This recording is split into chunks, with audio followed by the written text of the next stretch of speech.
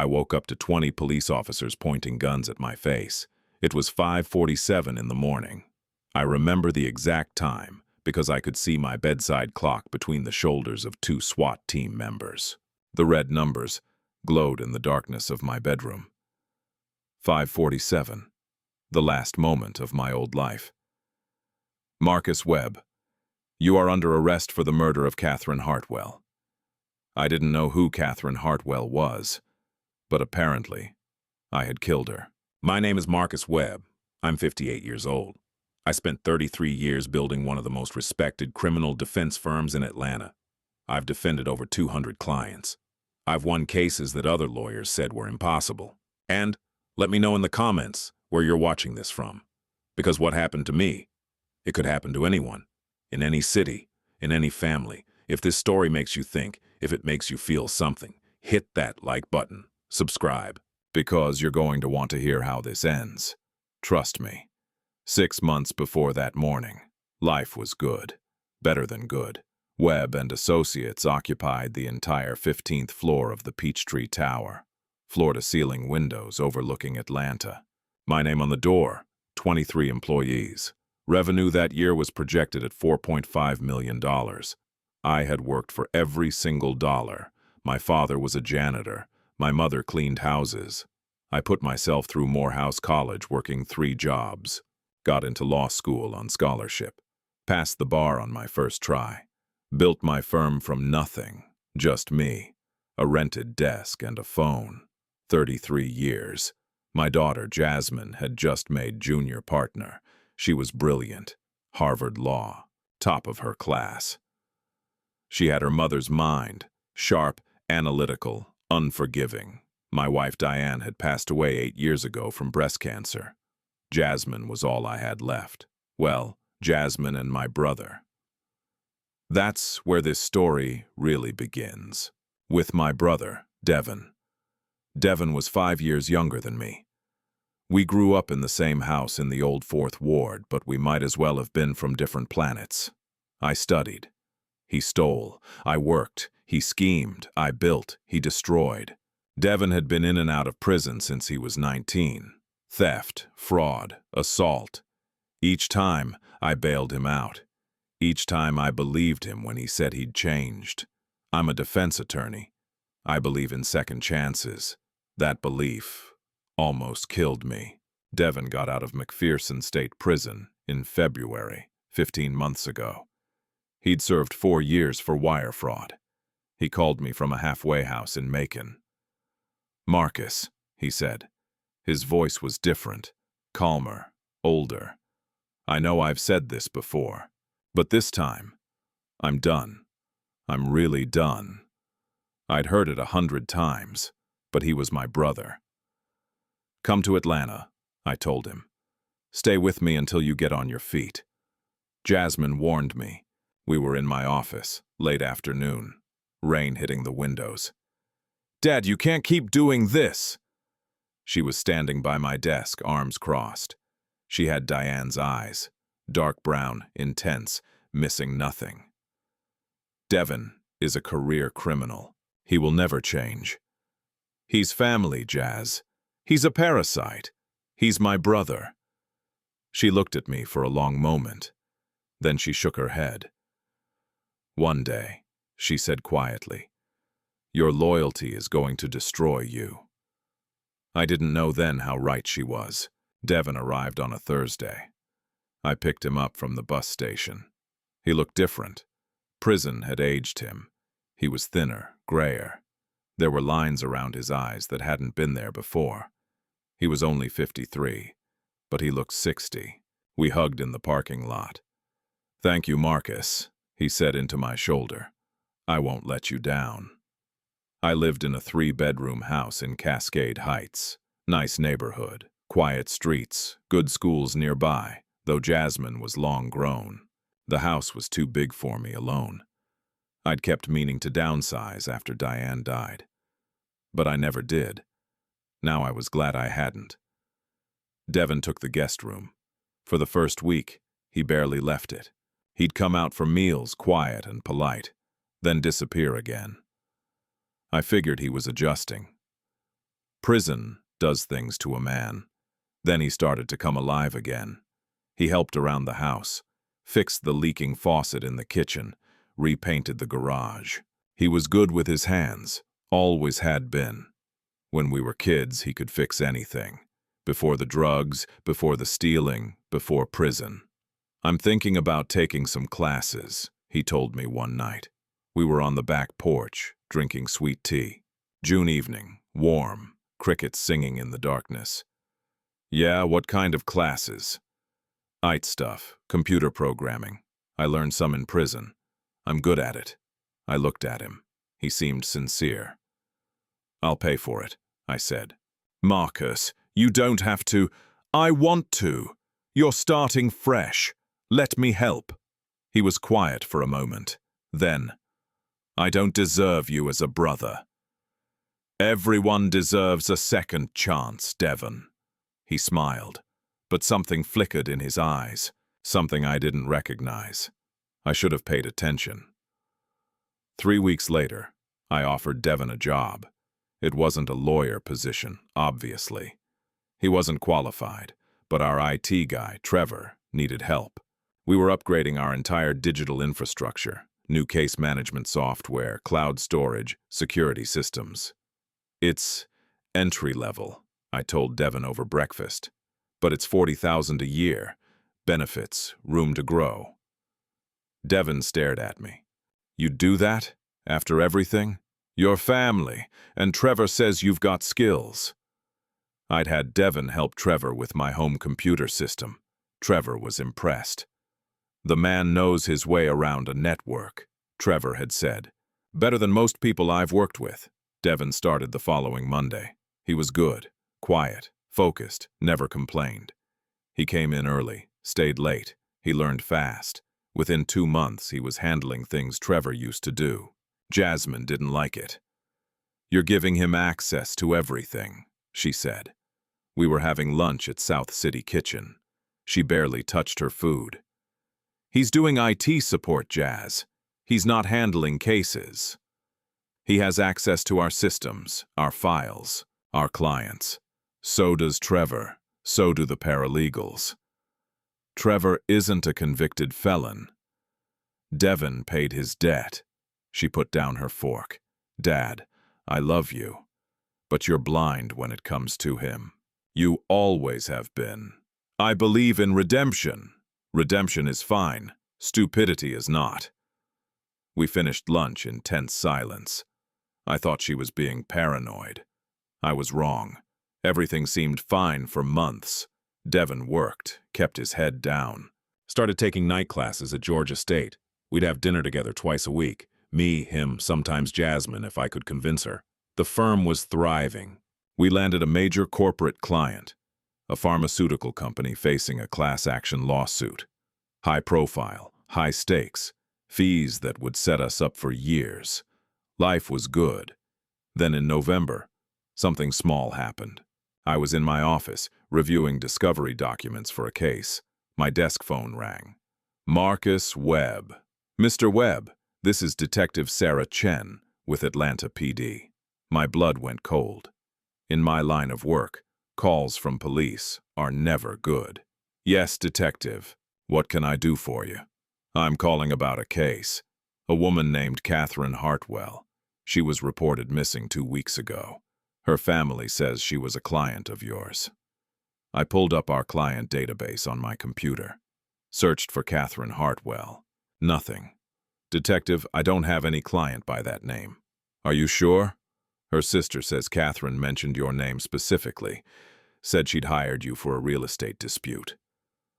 "I handle criminal defense, Detective, not real estate. And I'm certain I don't have any client named Catherine Hartwell." A pause. "Could one of your associates have taken her case?" "It's possible, but unlikely. I'd know about it. We're a small firm. Can you give me more details?" "Catherine Hartwell, 42 years old, divorced, lives in Buckhead, wealthy family. Her ex-husband is Richard Hartwell, the developer. She disappeared on November 3rd. Last seen at her home. November 3rd was a Friday. I'd been in court all day. Detective, I'm sorry, but I've never heard of her. If she contacted our firm, it wasn't me she spoke with. Interesting. Another pause. Her bank records show a wire transfer to your firm, October 28th, $15,000, retainer fee. My stomach dropped. That's impossible. I have the bank records right here, Mr. Webb. Let me check with my bookkeeper. There must be some mistake. Please do. I'll follow up. Thank you for your time. She hung up. I sat there, staring at my computer screen. A $15,000 retainer I knew nothing about. I called down to our bookkeeper, Linda. She'd been with me for 12 years. Careful, meticulous. Linda, can you check our account? Wire transfer from a Catherine Hartwell. October 28th, 15,000. I heard typing. Yes, I have it right here. October 28th, payment for retainer. Case number 24-1847. What case? Who's handling it? More typing. Then, it says, you are Marcus. That's not possible. I've never met this woman. Well, according to the system, you opened the file. You met with her on October 26th. Initial consultation. October 26th. I checked my calendar. I'd been home that day, sick with the flu, hadn't come into the office. Linda, there's a mistake. Pull everything on this case. Bring it to my office. Right away. 10 minutes later, Linda walked in with a thin file folder. Inside was an intake form, a consultation agreement, notes from a meeting, all in my handwriting. Except it wasn't my handwriting. It was close, very close. But I'd been writing legal documents for 33 years. I knew my own hand. This was a forgery. A very, very good forgery. I stared at that intake form for 20 minutes. My signature, my handwriting, my case number. But I had never written it. I called Jasmine into my office. She took one look at the form, then at my face. What's wrong? I explained about the detective's call, the missing woman, the $15,000, the forged documents. Jasmine examined the intake form under my desk lamp, holding it close to her eyes. She'd inherited her mother's attention to detail. Nothing escaped her. It's good, she said finally. Really good. The signature. Dad, if I didn't know you, I'd say this was yours. But it's not. No, look here. She pointed to the capital W in Webb. Your W always has a slight hook on the left stem. This one doesn't. And here, the way you cross your T's. You always cross them slightly above center. These are dead center. So someone studied my handwriting. Someone studied it very carefully. She set the form down. Dad, this is identity theft. You need to call the police. The police already think I took this woman's money. Then we get ahead of it. We show them the forgery. My phone rang. Detective Chen again. Mr. Webb, I need you to come down to the station. We'd like to ask you some questions about Catherine Hartwell. My throat went dry. Detective, I've told you. We found her body this morning. The room tilted. What? Catherine Hartwell's body was discovered in a storage unit in College Park. She'd been dead for approximately 2 weeks. Mr. Webb, I'm going to ask you again to come down to the station. We can do this the easy way, or I'll be there in an hour. And detective, I'm bringing my lawyer. I hung up. Jasmine was already standing. I'm coming with you. Jazz, you can't represent me. You're my daughter. Conflict of interest. Then we'll get someone else to represent you and I'll sit second chair. But I'm not letting you walk into that police station alone. We hired Griffin Thorne. If I was the best criminal defense attorney in Atlanta, Griffin was the second best. We'd faced each other in court a dozen times. He was ruthless, brilliant, and expensive as hell. He met us at the police station.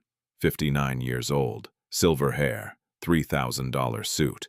He looked at me with those sharp gray eyes.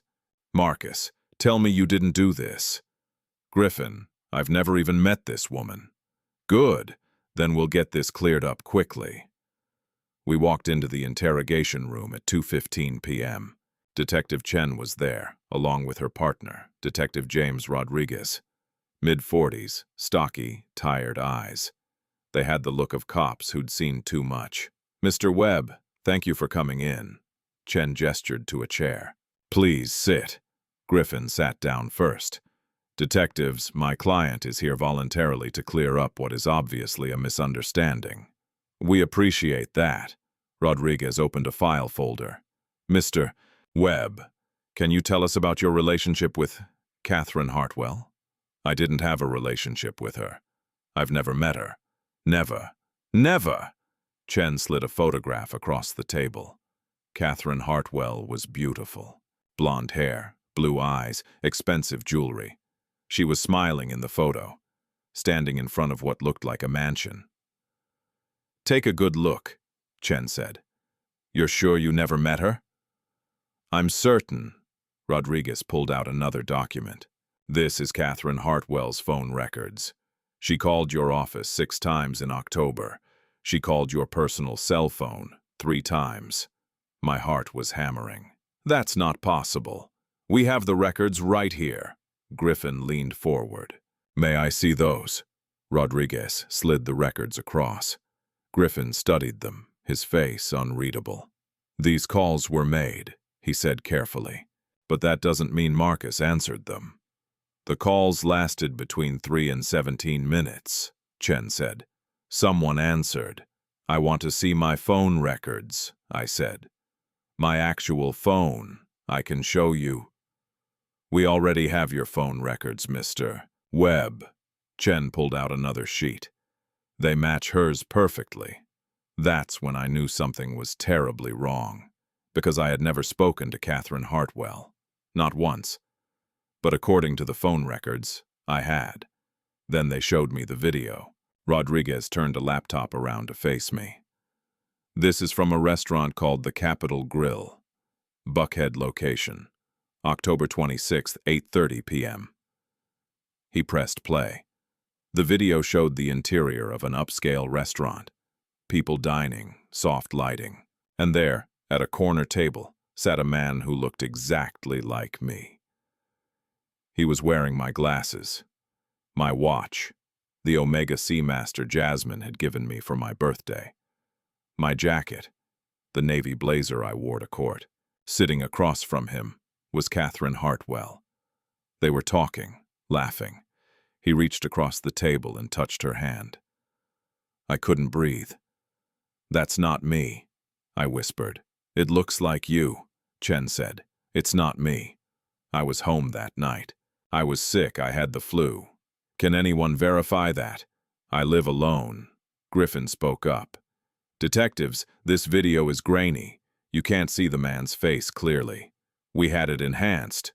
Rodriguez clicked to another file, a still image, zoomed in. The face was mine. Every detail. The slight scar above my left eyebrow from a childhood accident. The way I tilt my head when I listen. Even the way I hold a wine glass between thumb and middle finger, never thumb and index. "That's not me," I said again, but my voice sounded weak, unconvincing, because if I didn't know better, I would have sworn it was me. "Mr. Webb," Chen said quietly, "Catherine Hartwell was poisoned. Thallium sulfate, administered over a period of weeks. It's a slow, painful death. Her hair was falling out. She was vomiting, losing weight. Her family thought she had cancer. Thallium. I knew about thallium. I'd defended a case 10 years ago, a wife poisoning her husband for insurance money. Thallium is almost impossible to detect. Tasteless, odorless, perfect murder weapon. She died on November 7th, Rodriguez continued, alone, in agony. Someone had been giving her small doses of poison, probably in her food or drinks. Someone she trusted. I didn't kill her. Her bank account shows she paid you $15,000. I never received that money. Someone forged. We found your fingerprints in her house." The room stopped. "What?" Chen slid another document across the table. We processed Catherine Hartwell's home. Crime scene investigation. We found your fingerprints on her kitchen counter, on a wine glass, on her bedroom doorframe. That's impossible. We matched them to your prints in the state database. Criminal defense attorney. You're fingerprinted for court security clearance. My hands were shaking. I put them in my lap so they couldn't see. Griffin's voice was steady. Detectives, this is clearly some kind of elaborate frame job. Someone is— Mr. Webb, Chen interrupted. Where were you on the evening of November 3rd? The last time Catherine Hartwell was seen alive. November 3rd. A Friday. I tried to remember. 2 weeks ago. What had I been doing? I think I was home, working on a case. Can anyone verify that? No, I live alone. What about November 7th? The day she died. November 7th, Tuesday. I checked my phone calendar. I was in court, all day. Judge Morrison's courtroom, the Peterson case. Court was over at 4 p.m. What did you do after? I came back to the office, worked until maybe 7, then went home. Anyone see you leave? The security guard, night cleaning crew. Rodriguez made a note. We'll check that. Then Chen dropped the bomb. Mr. Webb, we found something else. In Catherine Hartwell's bedroom, hidden under her mattress. She pulled out an evidence bag. Inside was a burner phone. This phone contains text messages between Catherine and someone she called M. The messages are intimate. They suggest a romantic relationship. They also suggest that M was helping her with legal troubles involving her ex-husband and a real estate deal. She pulled out printed screenshots of the messages. M, I'll take care of everything. Trust me. Catherine, I do trust you, more than I've trusted anyone. M, meet me Friday. Usual place. We'll discuss next steps. Catherine, I can't wait to see you. I read the messages in horror. That's not me. I didn't write those. The phone number for M is a burner, untraceable. But we did trace where it was purchased. Chen's eyes were hard. A convenience store, 3 blocks from your office. October 18th, 3:47 p.m. We pulled the security footage. She turned the laptop around again. The video showed a man buying a phone, paying cash. The man looked exactly like me. I didn't buy that phone, I said, but even I could hear the desperation in my voice. Griffin stood up. Detectives, this interview is over. You clearly have no direct evidence linking my client to. We have enough for a warrant, Rodriguez said. We're searching your home and office tonight, Mr. Webb. If you've hidden anything, we'll find it. We walked out of the police station at 6:43 p.m. The sun was setting, orange light bleeding across the Atlanta skyline. Jasmine grabbed my arm in the parking lot. Dad, what the hell is happening? I don't know. Someone is framing you. Someone who knows you, who can forge your handwriting, mimic your mannerisms, fool security cameras. I know. Griffin lit a cigarette, even though he'd quit 5 years ago. Marcus, in 30 years of practicing law, I've never seen anything like this. This is sophisticated, professional. Someone has been planning this for months. But why? Why would anyone do this? Money, Jasmine said. Has to be money. Catherine Hartwell was wealthy. Her ex-husband is worth over $50 million. But how does framing me get the money? No one had an answer. We stood there in the parking lot as the sun disappeared. Then my phone buzzed. A text message. Unknown number. You should have left me in prison, brother. My blood turned to ice. Jasmine saw my face. What is it? I showed her the message. She read it, looked at me. Devon. And suddenly, horribly, it all made sense. The forged handwriting. Devon had lived in my house for 7 months. He'd seen my signature 1,000 times. The fingerprints. We shared a bathroom. He could have lifted prints from my razor, my toothbrush, anything. The security footage, we looked similar. Same height, same build, with the right clothes, makeup, a wig to cover his grayer hair. The phone records. Devin worked in IT. He had access to our entire system. The burner phone. Devin had gone to that convenience store. Looking like me. Acting like me. My brother. My own brother had murdered a woman and framed me for it. But why? What did he have to gain?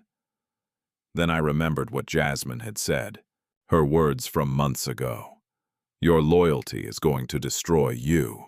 I grabbed Jasmine's arm. The firm. Check the firm accounts now. She pulled out her phone, logging into our banking app. Her fingers were shaking. She went pale. Dad, the accounts. The client trust fund, everything. What about them? She turned the phone toward me. Zero balance. $4.5 million. Gone. I couldn't move. I stood there in that parking lot, staring at Jasmine's phone. $4.5 million. Gone. Every client trust fund, every retainer, every operational account, wiped clean. When? My voice didn't sound like my own. Jasmine's fingers flew across her phone. Transfers started 3 days ago. Small amounts at first, then larger. The last one. She scrolled. The last one was this morning. 8:47 a.m. $2 million to an offshore account in the Cayman Islands. This morning, while I was meeting with Griffin. While Devin was... Where was Devin? I need to get home. Griffin grabbed my shoulder. Marcus, no. That's exactly what they'll expect. The police are probably already there with a warrant. You show up, you look guilty. You look like you're destroying evidence. I don't care how it looks. Devin has been living in my house for 7 months. He has access to everything. My files, my passwords, my entire life. Then we call the police, Jasmine said. We tell them Devin is the one. And tell them what? I turned to her. That my brother, who I gave a job to, who I vouched for, stole my identity. They'll say I'm lying, that I'm trying to blame him for my own crime. But the money was transferred while he had full administrative access to our systems, as our IT guy, who I personally hired and gave security clearance to. The reality was crushing me. Every piece of evidence points to me giving him access, me trusting him, me being complicit. Griffin was quiet. Then, he's right. Right now to the police, this looks like a family business operation gone wrong. Marcus kills the woman. Devin helps move the money. They'll arrest you both. But I'm innocent. Innocent men go to prison every day, Marcus. You know that better than anyone. I did know that. I'd spent 33 years keeping innocent men out of prison. Now I was about to become one of them. We drove to my house anyway. Griffin was right. There were 3 police cars in my driveway. Crime scene tape across my front door. My neighbors standing in their yards, watching. Mrs. Patterson from next door, who'd brought me casseroles after Diane died. Mr. Chen, who I'd helped with a legal matter 2 years ago. All of them staring. I parked across the street. Detective Rodriguez came out of my house carrying evidence boxes. He saw me and walked over. Mr. Webb, I was hoping you'd show up. This is my house. Not right now, it's not. We have a warrant. He held up the boxes. And we're finding very interesting things. My stomach dropped. What things? Thallium sulfate, a whole bottle of it. Hidden in your garage behind some paint cans. Funny place to keep rat poison, don't you think? I felt Jasmine's hand grip my arm. I've never seen that before. We also found Catherine Hartwell's jewelry in your bedroom closet. A diamond necklace worth about $30,000. Her ex-husband confirmed it's hers. That's impossible. And we found this. Rodriguez pulled out an evidence bag. Inside was a laptop. Devin Webb's work laptop, the one you issued him. We're going through it now. Lots of interesting searches. How to administer thallium. Untraceable poisons. How to fake an identity. You want to explain why your brother was researching murder methods on a laptop registered to your firm. Because Devin wanted it to look exactly like this. He'd planted everything, the poison, the jewelry, the laptop with the searches. He'd created a perfect trail leading from him to me, making it look like I'd used him to do the dirty work. We were both going down. That was his plan. Where is Devin? I asked. We'd like to know that too. He didn't show up for work today. Isn't at your house. His phone is off. You have any idea where your brother might be, Mr. Webb? No. Rodriguez studied me. Marcus Webb, respected attorney, pillar of the community, and Devin Webb, career criminal, 4 felony convictions. You gave him a job, access to your business, your home, your life. He shook his head. I almost feel sorry for you. He played you perfectly. I didn't do this. Maybe you didn't pull the trigger, but you enabled it. You knew what your brother was. You gave him the tools anyway. Rodriguez turned to walk back to the house. We'll be in touch. Don't leave town. Jasmine drove us back to her apartment in Midtown. She hadn't said a word since we left my house. We sat in her living room. Modern furniture, law books on the shelves, framed photos of her and Diane. I'd bought her this place when she made junior partner. Now she sat across from me, and I could see the question in her eyes. The question I'd been dreading. Jazz, did you know? Her voice was quiet, dangerous. Know what? Did you know what Devin was planning? Even a suspicion. Even a feeling that something was wrong. No, I swear to you. Because I warned you, Dad. I told you he was dangerous. I told you not to trust him. And you didn't listen. Jasmine, please. The firm is gone. Her voice cracked. Everything Mom and you built, everything I've worked for, 33 years, destroyed. Because you couldn't let your criminal brother stay in prison where he belonged. Each word was a knife. I thought I was helping him. You were helping yourself. You felt guilty. You felt bad that you succeeded, and he failed. So you sacrificed everything, your business, your reputation, your freedom, to make yourself feel better. She stood up. And you sacrificed me, too. Jazz, I'm sorry. Every client we have will abandon us. Every case will be compromised. My name is on that firm. My reputation. Everything I've built. She was crying now. And you let him destroy it. I didn't know. You should have known, she was shouting now. You're a criminal defense attorney. You've seen every con, every scheme, every betrayal. But you were blind because it was family. Because you wanted to believe. I stood up, reached for her. She stepped back. Don't touch me. Jasmine, please. I need you to believe me. I didn't do this. She looked at me for a long moment. Her mother's eyes, searching, judging. I don't know what to believe anymore, Dad. Those words broke something inside me. My daughter, my only family left. She doubted me. Get out, she whispered. Jazz, get out.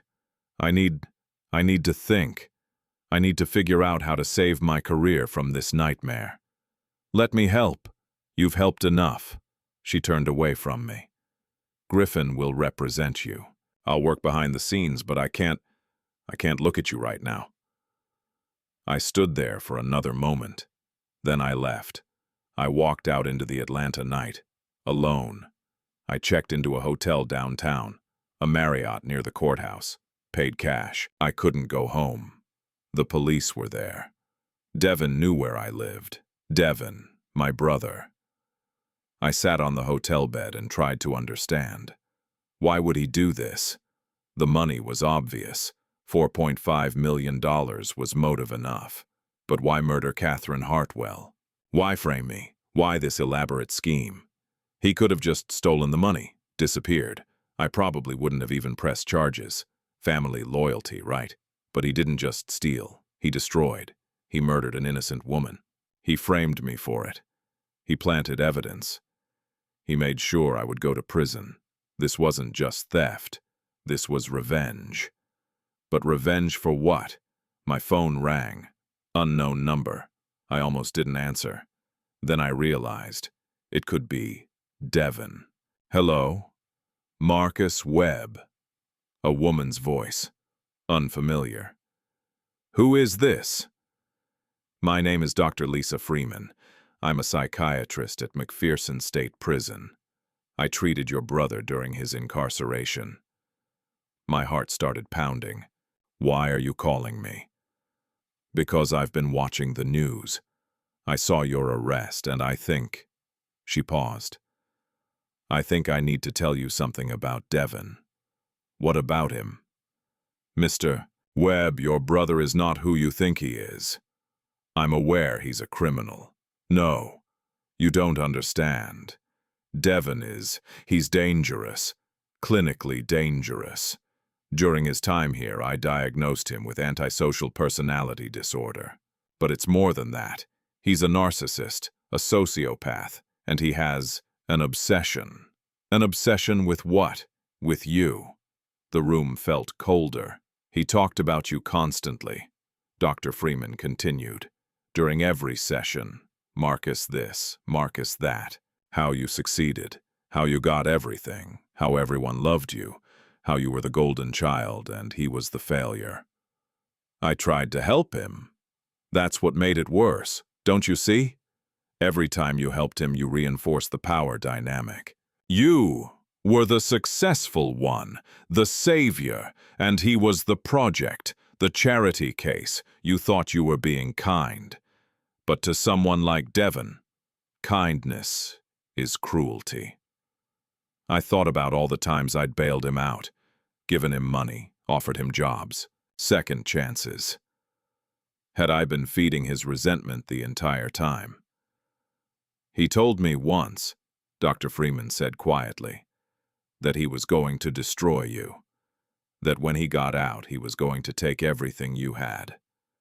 Your business, your reputation, your freedom. He wanted you to feel what he felt. Why didn't you warn me? I tried. I wrote to you 3 letters. Did you receive them? I thought back. Had there been letters from McPherson? There had been. I'd never opened them. I'd assumed they were from Devon. Prison letters asking for money, for favors. I'd been busy. I'd meant to read them later. I never had. Mr. Webb, your brother is extremely intelligent, high IQ, gifted with technology, and he has no conscience, no empathy, no remorse. Her voice was urgent now. If he's framing you for murder, he won't stop until you're in prison or dead. This isn't just about money. This is about destroying you completely. How do I stop him? You have to think like him. He's narcissistic, so he'll be watching you, enjoying your suffering. He'll want to see you fall apart, and he'll have planned for every contingency. He's been planning this for years. Years, not months. Years. Every visit I'd made to him in prison, every letter, every phone call, he'd been planning this. There's something else, Dr. Freeman said. Devon has a pattern. I reviewed his past crimes. Every scheme he's run, every con, there's always a backup plan. A way to make things worse if the first plan fails. If he thinks you're getting close to exposing him, he'll escalate. Escalate how? I don't know. But Marcus, be careful. He's very, very good at destroying people. She hung up. I sat in that hotel room until midnight. Then I made a decision. I couldn't do this alone. I couldn't fight Devon alone. I needed help. I needed someone who understood technology, who could trace the money, who could find Devon.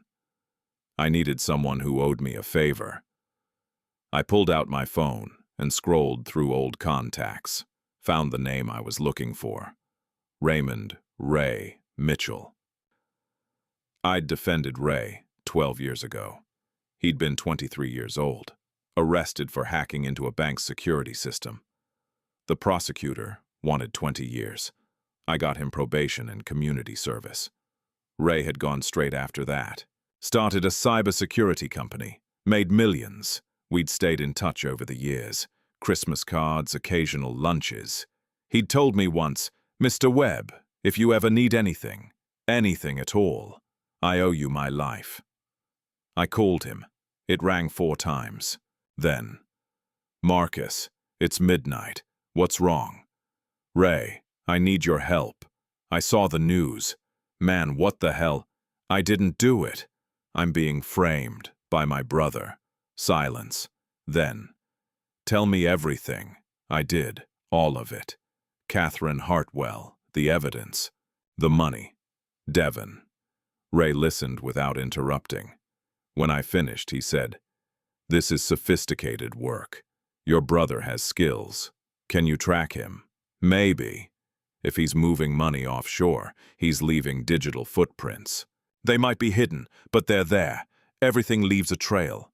The police have his laptop. That laptop is a decoy. No one smart enough to pull this off keeps evidence on their work computer. He'll have another one, hidden. That's where the real work is. Can you find it?" "I can try. But Marcus, if I do this, I'm breaking about 15 federal laws. If we get caught, I'll protect you, whatever happens." Ray was quiet for a moment. Then, "You saved my life once. I guess it's time to return the favor. I'll be in Atlanta tomorrow morning. Don't do anything stupid until I get there." "Thank you, Ray. Don't thank me yet. If your brother is as good as you say, this is going to be a war." He hung up. I lay back on the hotel bed. A war. That's exactly what it was. Devon had fired the first shot. He'd taken my business, my reputation, my freedom. But he'd made one mistake. He'd underestimated me. I'd spent 33 years fighting for people who couldn't fight for themselves. I'd won cases against impossible odds. I'd beaten prosecutors, judges, entire systems stacked against my clients.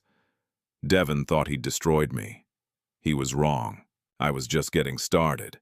Devon Webb sat in a coffee shop in Savannah, 3 hours from Atlanta, watching his laptop screen. The news was playing. "Breaking. Prominent Atlanta attorney arrested for murder." He smiled. It had taken him 4 years to plan this. 4 years in that concrete cell, drawing diagrams, memorizing Marcus's mannerisms, studying his handwriting from old letters. 4 years of hatred.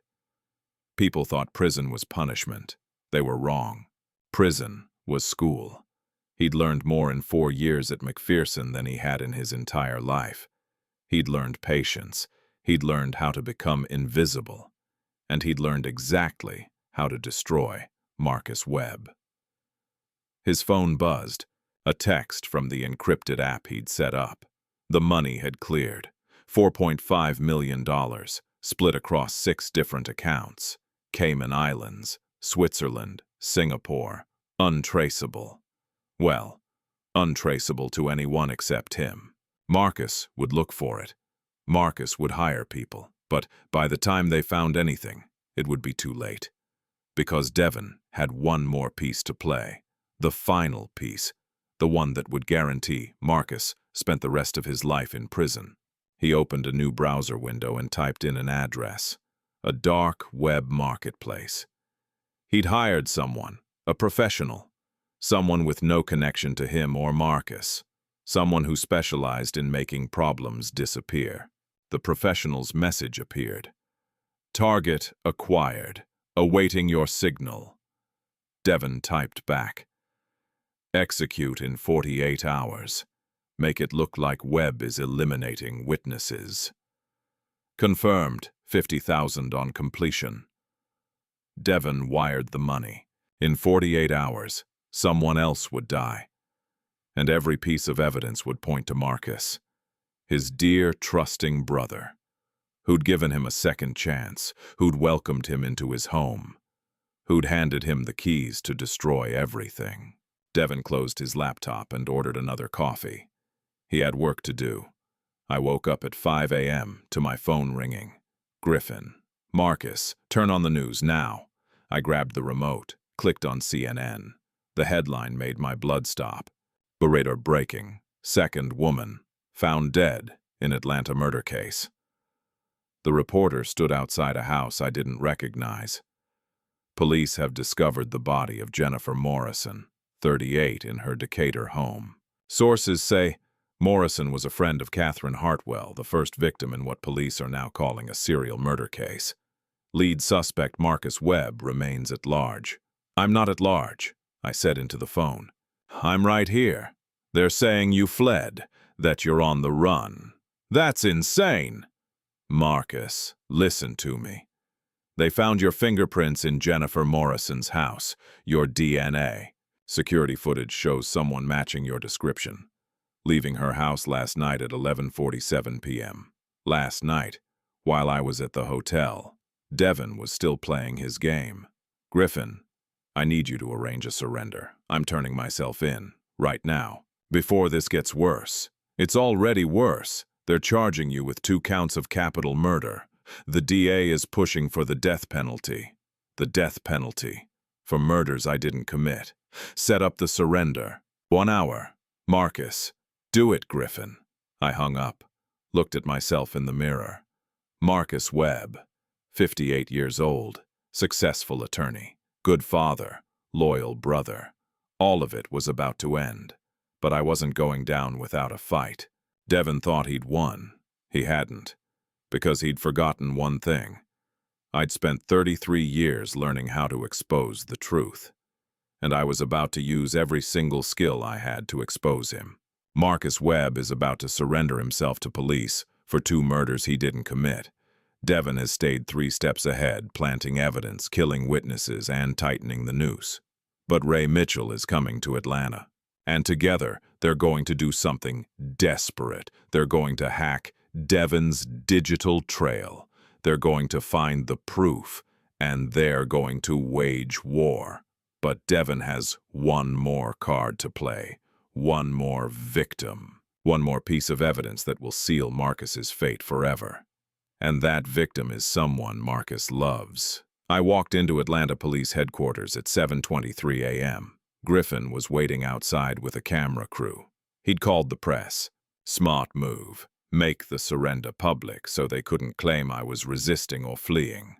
Reporters surrounded me immediately. Mr. Webb, did you kill Catherine Hartwell? Mr. Webb, why did you murder Jennifer Morrison? Are there more victims? I kept my head down, said nothing. Griffin had coached me. Not a single word until we were in the interrogation room. Detective Chen met us at the door. She looked exhausted, like she'd been up all night. Marcus Webb, you're under arrest for the murders of Catherine Hartwell and Jennifer Morrison. She read me my Miranda rights while cameras flashed. Handcuffs clicked around my wrists. Cold metal. I'd put handcuffs on clients 1,000 times, preparing them for court appearances. I'd never felt them on my own wrists before. They led me inside, booking, fingerprints, mugshot. The same process I'd walked clients through for 33 years. Now I was on the other side. Chen and Rodriguez sat across from me in the interrogation room. Griffin was beside me. Legal pad in front of him, pen ready. Mr. Webb, Chen began. Jennifer Morrison was found dead in her home at 6:15 this morning. Her cleaning lady discovered the body. Jennifer had been poisoned. Same method as Catherine Hartwell, thallium sulfate. I've never met Jennifer Morrison. She was Catherine Hartwell's best friend. They grew up together. Jennifer had been asking questions about Catherine's death, talking to reporters. She told her family she thought something wasn't right about the investigation. So Devin killed her to silence her. But why frame me for this one too? Why not just make it look like an accident? Unless Devin wanted to make sure I looked like a serial killer. Someone methodically eliminating witnesses. Someone dangerous enough for the death penalty. Mr. Webb, Where were you last night between 10 p.m. and midnight? At the Marriott downtown, room 847. Can anyone verify that? No, I was alone. Rodriguez leaned forward. Funny thing, we checked the hotel cameras. They show you leaving at 11:03 p.m., getting into a black Honda Accord, returning at 12:41 a.m. My stomach dropped. That wasn't me. The cameras show your face very clearly. The front desk clerk confirmed it was you, said you asked for directions to Decatur. Devon. It had to be Devon. But how was he doing this? How was he fooling cameras, witnesses, hotel staff, detectives? My client was in his room. Griffin started. We also found this. Chen slid a photograph across the table. It showed Jennifer Morrison's house, her kitchen counter. On the counter was a coffee mug. My coffee mug. The one Jasmine had given me for Father's Day 3 years ago. Custom made, with "World's Best Dad" engraved on the side. We found that mug in Jennifer Morrison's house. Your fingerprints are all over it. So is thallium residue. I stared at the photograph. That mug had been in my kitchen cabinet. In my house, where Devon had been living. He stole it, I said. Devon stole my mug. He's planting evidence. We're done believing your Devon story, Rodriguez said. We brought Devon in for questioning yesterday. You know what he told us? No. No. He said you asked him to help you, that you told him you were in trouble, that you needed someone to move money for you. He thought it was a divorce case, hiding assets. He didn't know you were murdering people. That's a lie. He said you were always jealous of people who had more than you, that you resented your clients who were wealthy, that you talked about how easy it would be to take advantage of them. Devon was flipping the script, making himself the innocent brother, the reformed convict trying to help his family, unknowingly caught up in a murder scheme, making me the sociopath. He gave us text messages, Chen said, messages between you and him, planning the murders, discussing the poison, talking about the money. I never sent those messages. Your phone number, timestamps that match your schedule. Photos attached showing Catherine Hartwell's house, Jennifer Morrison's address. He forged them. He has access to everything. Mr. Webb, Chen said quietly. We also searched Devon's apartment this morning. You know what we found? I couldn't breathe. Nothing. His apartment was clean. No evidence, no poison, no stolen items, no unexplained money. Just a guy, trying to rebuild his life after prison. They'd found nothing, because Devon never kept evidence at his apartment. He'd kept it all at my house. The poison in my garage, the jewelry in my closet, the laptop with the search history at my office. I was the one with all the evidence. Devon was clean. Perfect. We're charging you with 2 counts of capital murder, Rodriguez said. We're also charging you with fraud, embezzlement, and conspiracy. The DA is recommending life without parole. You're looking at death row, Marcus. Griffin stood up. Detectives, this interview is over. My client has nothing more to say. They put me in a holding cell while they processed the charges. Gray walls, metal bench, smell of disinfectant and despair. I sat there for 3 hours, thinking. Devon had planned everything, every detail, every contingency. But there had to be a flaw. There had to be something he'd missed. No plan is perfect. I'd proven that in court 100 times. Every criminal makes a mistake, leaves a trace, gets overconfident. Devon was overconfident. He thought he'd won. That was his weakness. My phone had been confiscated, but Griffin was allowed to visit. He came in at noon, carrying his briefcase. How bad is it? I asked. Bad. The DA is pushing for a speedy trial. They have overwhelming evidence. The judge denied bail. You're a flight risk with offshore accounts in your name. Those aren't my accounts. I know, but proving that is going to be nearly impossible. Devon set this up perfectly. Ray Mitchell. Did you contact him? Griffin nodded. He's outside. I told him to meet me here. He has information. Can you get him in? Not officially, but... Griffin pulled out a business card. I told the guard he's your IT consultant. Part of your defense team. They're bringing him in now. 5 minutes later, Ray Mitchell walked into the holding cell. He looked different than I remembered.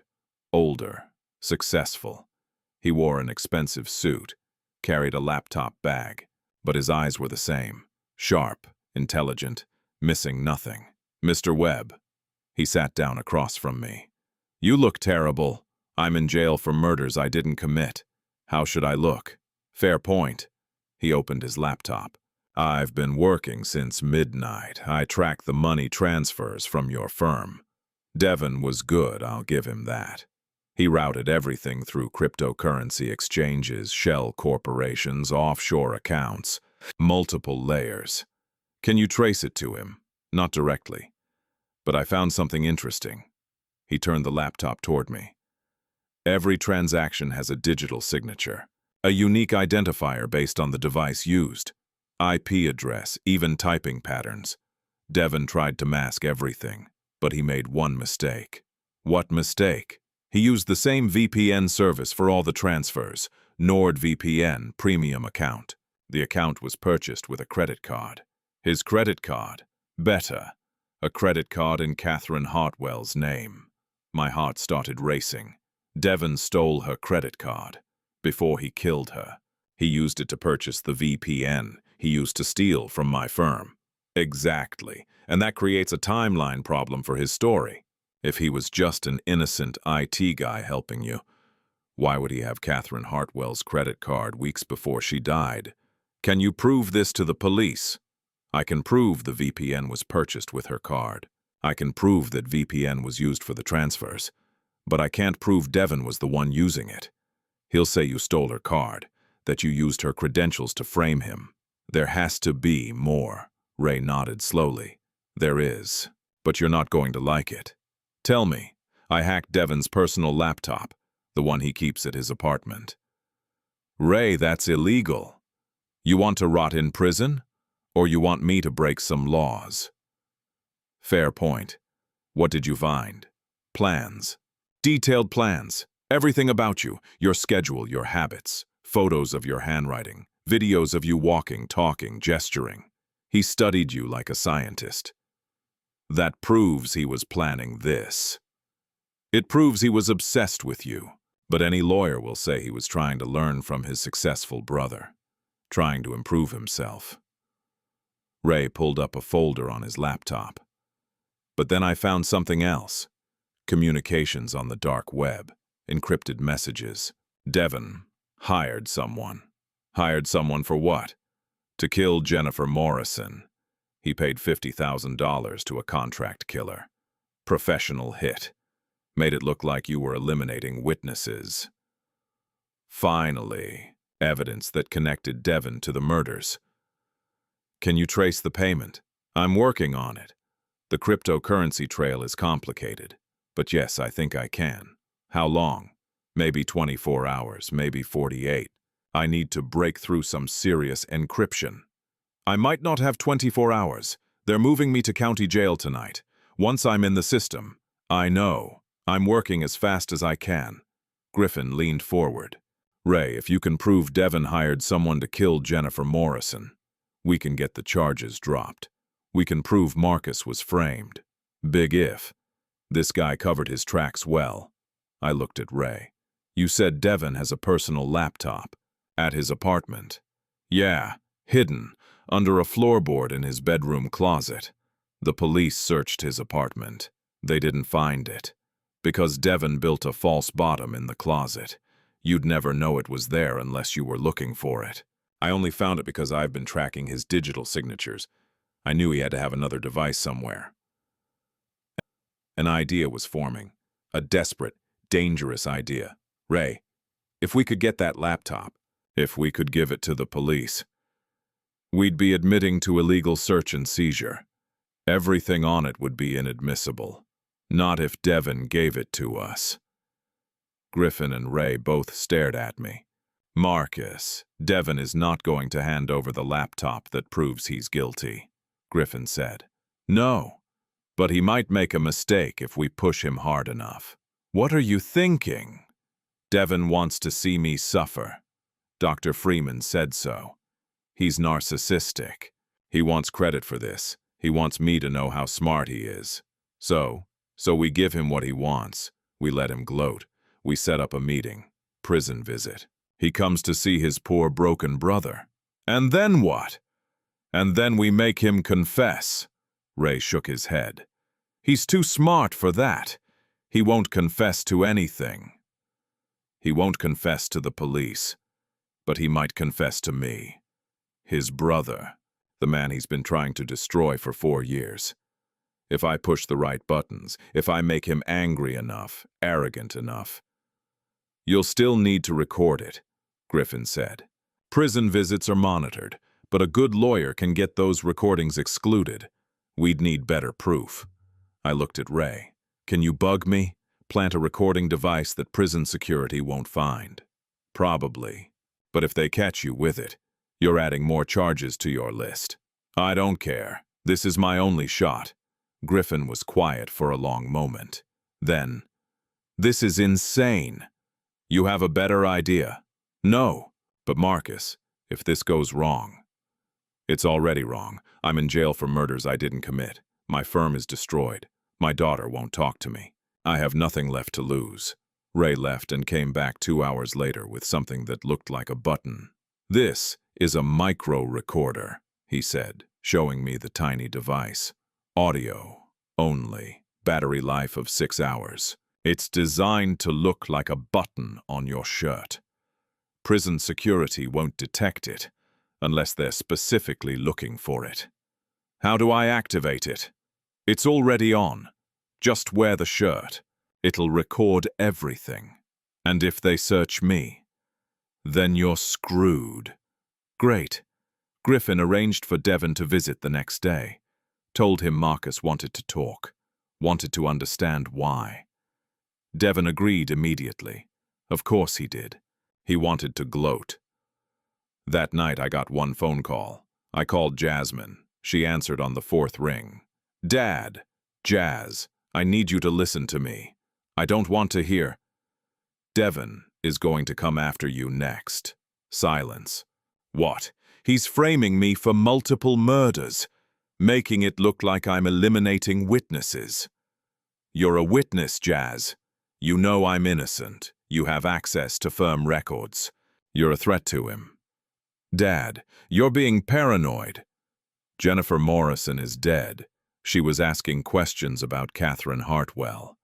Devon killed her and made it look like I did it. You're asking questions too. You're investigating the firm's accounts. He knows that. I can take care of myself. Not against him. He's been planning this for years. He's killed 2 women already. He won't hesitate to kill you. I heard her breathing on the other end of the line. Scared breathing. What do? Leave Atlanta, tonight. Go somewhere he can't find you. Use cash. Don't tell anyone where you're going. Stay off social media. Disappear until this is over. I can't just run. Jazz, please. I've lost everything else. I can't lose you. She was crying now. Dad, I'm sorry. I'm sorry I doubted you. I know you didn't do this. I know. It's okay. None of that matters now. Just promise me you'll leave. Promise me you'll be safe. I promise. I love you, Jazz. I love you too, Dad. She hung up. I sat there in the holding cell, holding the dead phone. My daughter was running for her life. Because of my brother. Because I'd given him a second chance. Devon Webb sat in a rented apartment in Marietta, watching 6 computer screens. Each screen showed a different feed.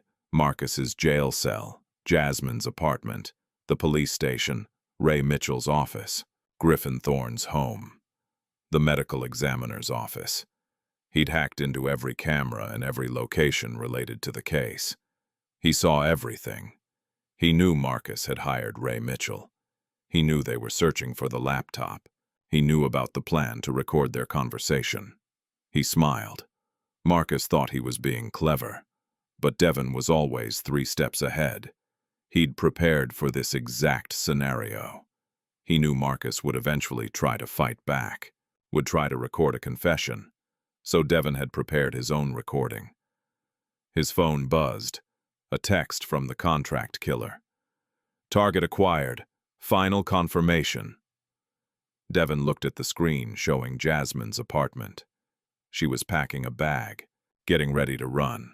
Smart girl, but not smart enough. Devon had put a tracker on her car weeks ago. He knew everywhere she went. He typed back. Change of target. New address incoming. Execute tomorrow night. Confirmed. Devon leaned back in his chair. Tomorrow, Marcus would try to get a confession. Tomorrow, Devon would give him one. But it wouldn't be the confession Marcus expected.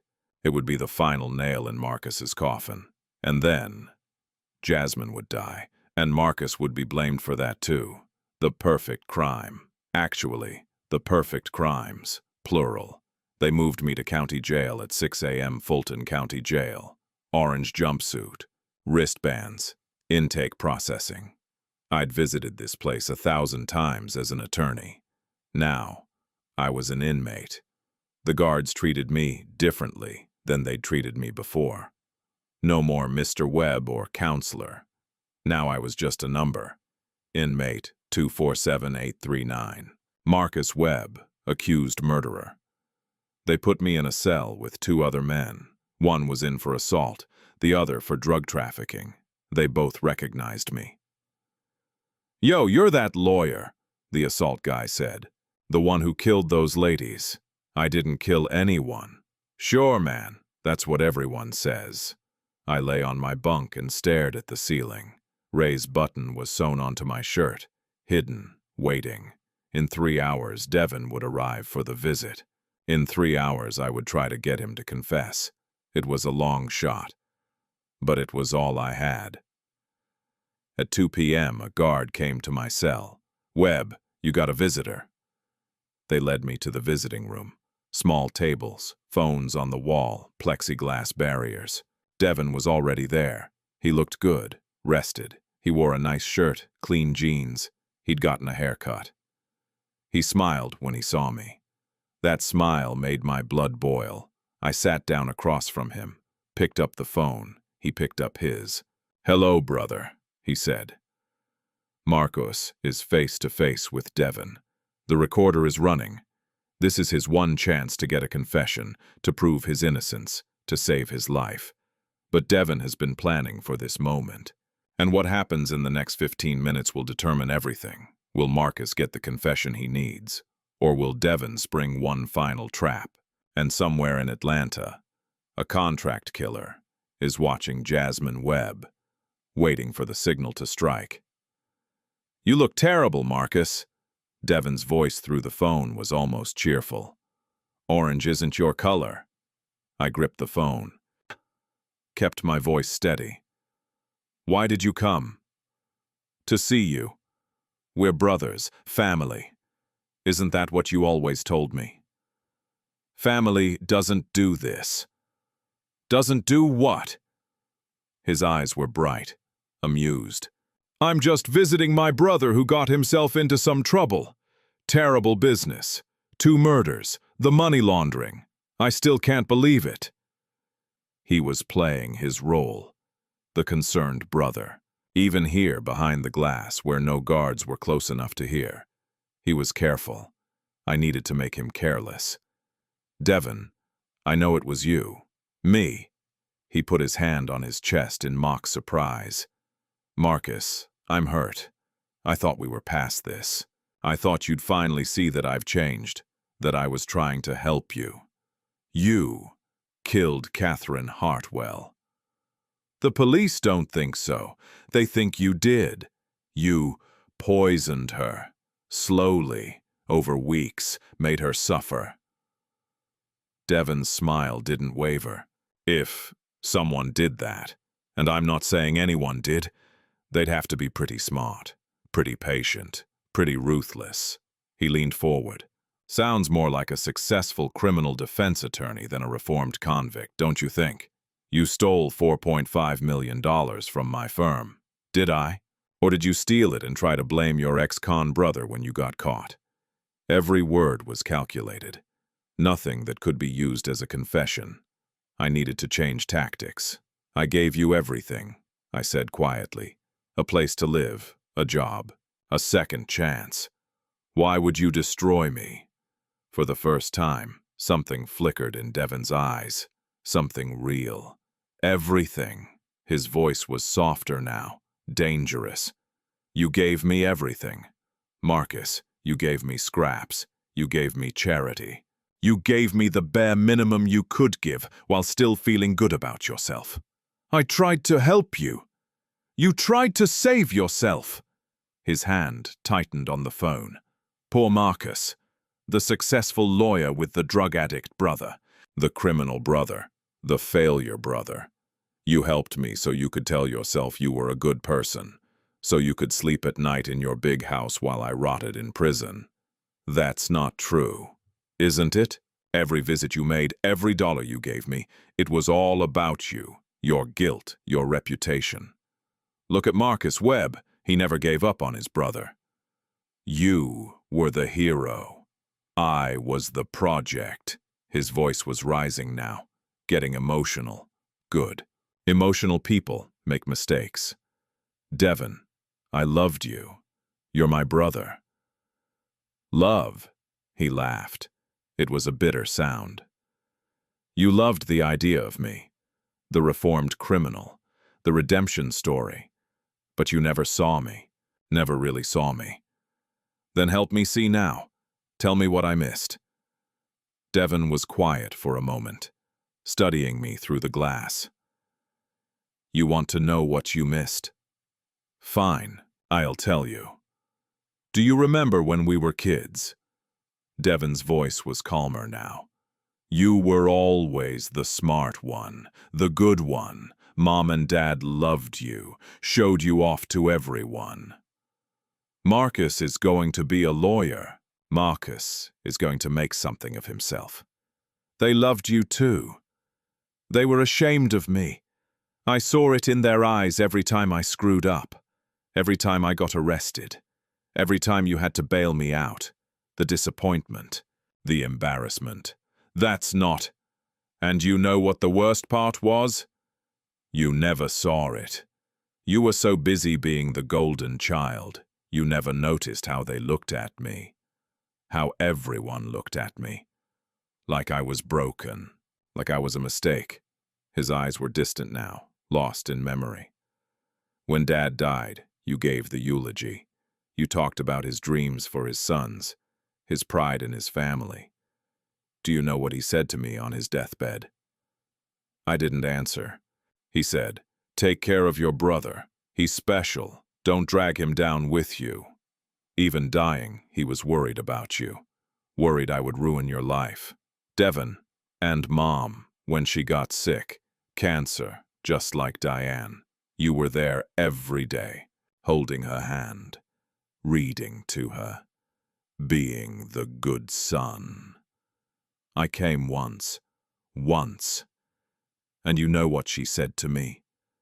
His voice cracked slightly. She said, "Devon, promise me you'll let Marcus help you.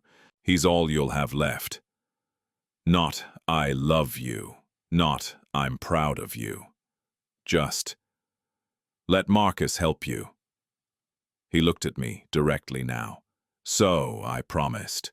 And when I got out of prison, I kept that promise. I let you help me. And while you were helping me, I was destroying you. There it was. Not a confession to murder, but close. You planned this for 4 years, I said, in prison. 4 years is a long time to think, Marcus. 4 years to realize that nothing I ever did would make me equal to you. Not in Mom's eyes, not in Dad's, not in yours. So I decided, if I can't be equal to you, I'll become better than you.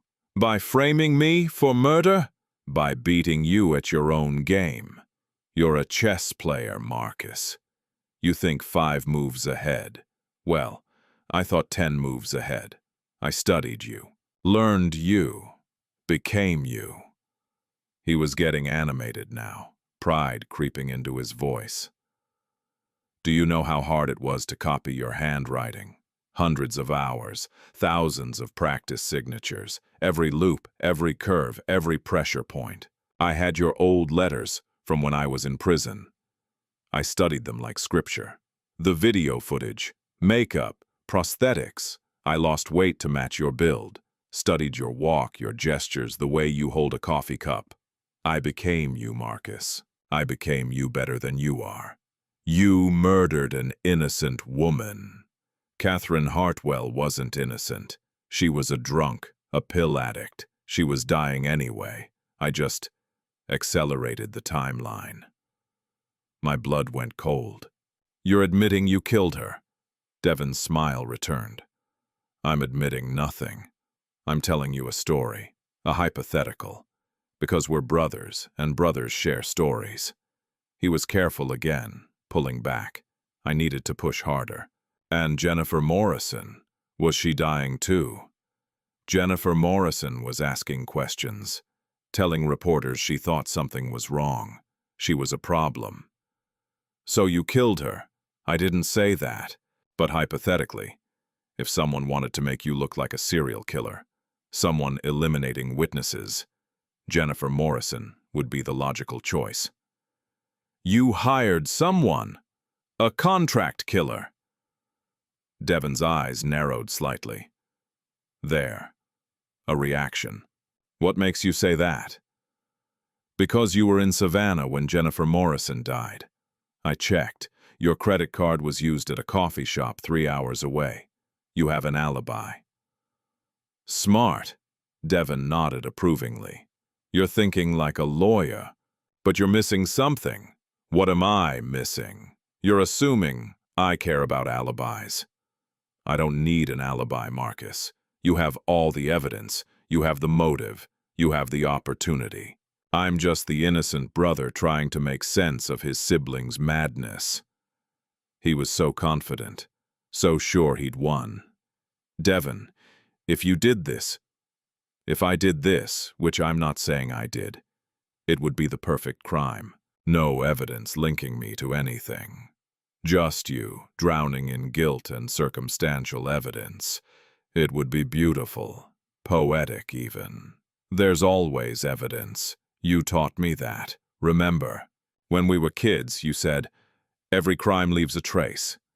You were talking about stealing from Dad's wallet, but the principle is the same. Devon laughed. I was 12, Marcus. I've learned a lot since then. Have you? Or are you so confident in your plan that you've gotten sloppy? His smile faded slightly. I'm never sloppy. Everyone gets sloppy. Everyone makes mistakes, even you. Not this time. Then why are you here? Why come visit me? If your plan is so perfect, why risk this conversation? Devon leaned back, studied me. Because I wanted you to know. I wanted you to understand. You took everything from me. My parents' love, my self-respect, my life, and you didn't even know you were doing it. You were just being Marcus, perfect Marcus. So this is revenge. This is justice. You made me feel small my entire life. Now you know how it feels. I never meant to. Intent doesn't matter. Results matter. And the result is that I spent my life in your shadow. Well, not anymore. Now you're in my shadow. In a cage, where you belong. His mask was slipping. The anger was showing through. You'll never be me, Devon. No matter what you do. Destroying me doesn't make you better. It just makes you a murderer. I'm not a murderer. You are. The evidence says so. Evidence can be manufactured. Prove it. I will. You won't. Because I thought of everything. Every contingency, every possible move you could make. I'm 10 steps ahead, Marcus. I've always been smarter than you. You just never saw it. There. Pride. Arrogance. The weakness in every narcissist. If you're so smart, why do you need to tell me? Why do you need me to know? Devon's eyes flashed. Because what's the point of winning if your opponent doesn't know they lost? I haven't lost yet. Yes, you have. You just don't know it. Then tell me. Tell me how you did it. Every detail. Prove how smart you are. Devon smiled slowly. Nice try. You think I don't know you're recording this? You think I don't see the button on your shirt? Row 2, third button down, slightly off-center. Doesn't match the others. My heart stopped. He knew. Ray Mitchell gave it to you, didn't he? The cybersecurity expert you defended 12 years ago. I knew you'd reach out to him, so I've been monitoring his communications, his phone, his computer. I know everything you're planning. He leaned forward, his face close to the glass. May, I know about the laptop you're looking for. The one Ray found in my apartment. The one with all my plans. Want to know something funny? I put that laptop there for you to find. Everything on it is designed to make you think you've caught me. No, this couldn't be happening. The encrypted messages about hiring a killer. Fake. The timeline of my planning. Fake. The credit card records. Planted. Everything is a trap, Marcus. A trap you walked right into. You're lying. Am I? Then why haven't the police arrested me? Why haven't they found any of this supposed evidence? Because when Ray gives them that laptop, they're going to trace it back to his hack. Illegal search and seizure. Everything on it will be inadmissible. And you'll look even more guilty for trying to fabricate evidence. He'd planned for this. He'd planned for everything. But here's the best part, Devon continued. Here's the part I'm most proud of. While you've been in here trying to trap me into a confession, I've been working on something else. What? Your daughter. My blood turned to ice. Jasmine.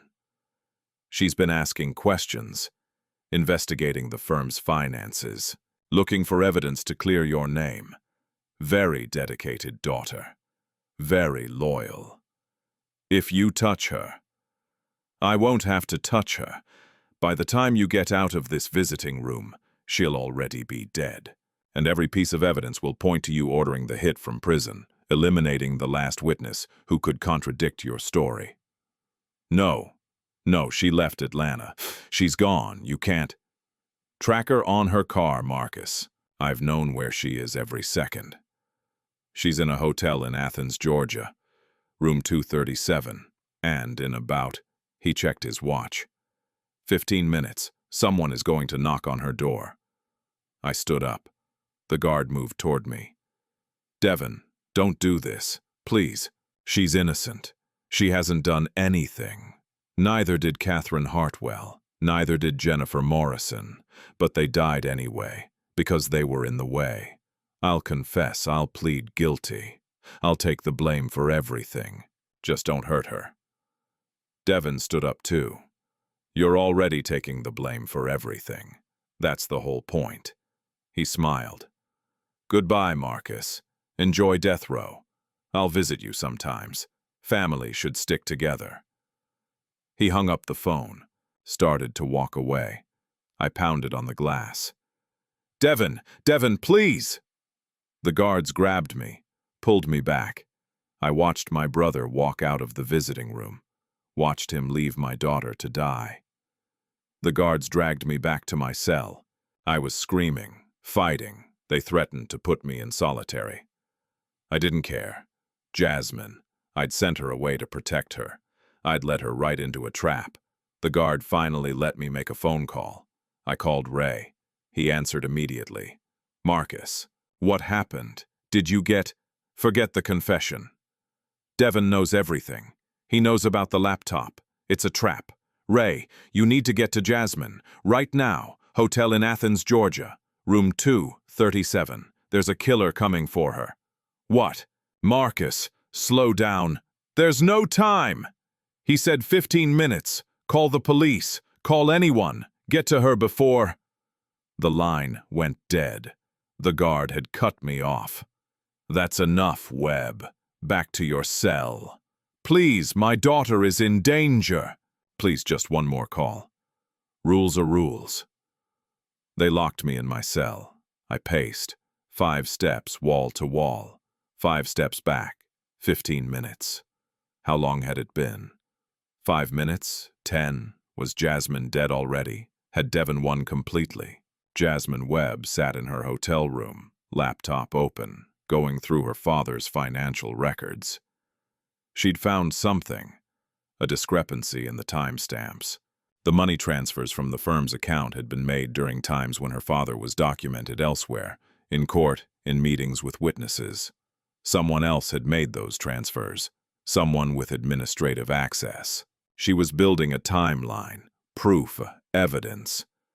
Her phone buzzed. Unknown number. She almost didn't answer. Then she thought, maybe it was her father. Maybe he'd found a way to call. Hello. Silence. Then, is this Jasmine Webb? A man's voice.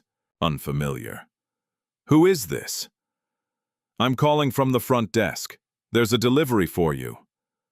I didn't order anything. It says it's from your father, Marcus Webb. Should I send someone up with it? Her father, sending her something from jail. That didn't make sense. What kind of delivery? A package, no return address, but the name on it says, for Jasmine, from Dad. Jasmine hesitated. Something felt wrong. Can you describe the package? Small box, brown paper. Would you like me to open it and check? No. Don't open it, just leave it at the front desk. I'll come down for it. Are you sure? I can bring it up. I said leave it at the desk. She hung up. Her instincts were screaming.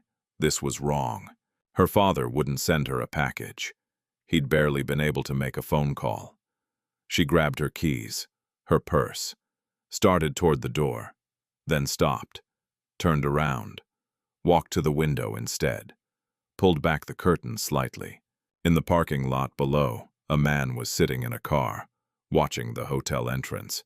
He wore a baseball cap, sunglasses, but there was something in his posture, something patient, professional, waiting. Jasmine's hands started shaking. Someone was coming for her. She grabbed her phone, dialed 911. 911, what's your emergency? My name is Jasmine Webb. I'm at the Athens Hilton, room 237. There's someone here trying to kill me. The 911 operator's voice was calm, professional. Ma'am, stay on the line. Can you describe the threat? Jasmine kept watching the man in the parking lot. He hadn't moved, still sitting in that car, waiting. There's a man outside. I think he's waiting for me to come down. Someone called my room pretending to be the front desk, trying to get me to leave. Are you in immediate danger? I don't know. I'm on the 2nd floor. Room 237. The man is in a dark blue sedan. Georgia plates. I can't see the number from here. Officers are on the way. Stay in your room. Lock the door. Don't open it for anyone. How long until they get here? 4 minutes. 4 minutes. A lifetime. Jasmine's phone buzzed.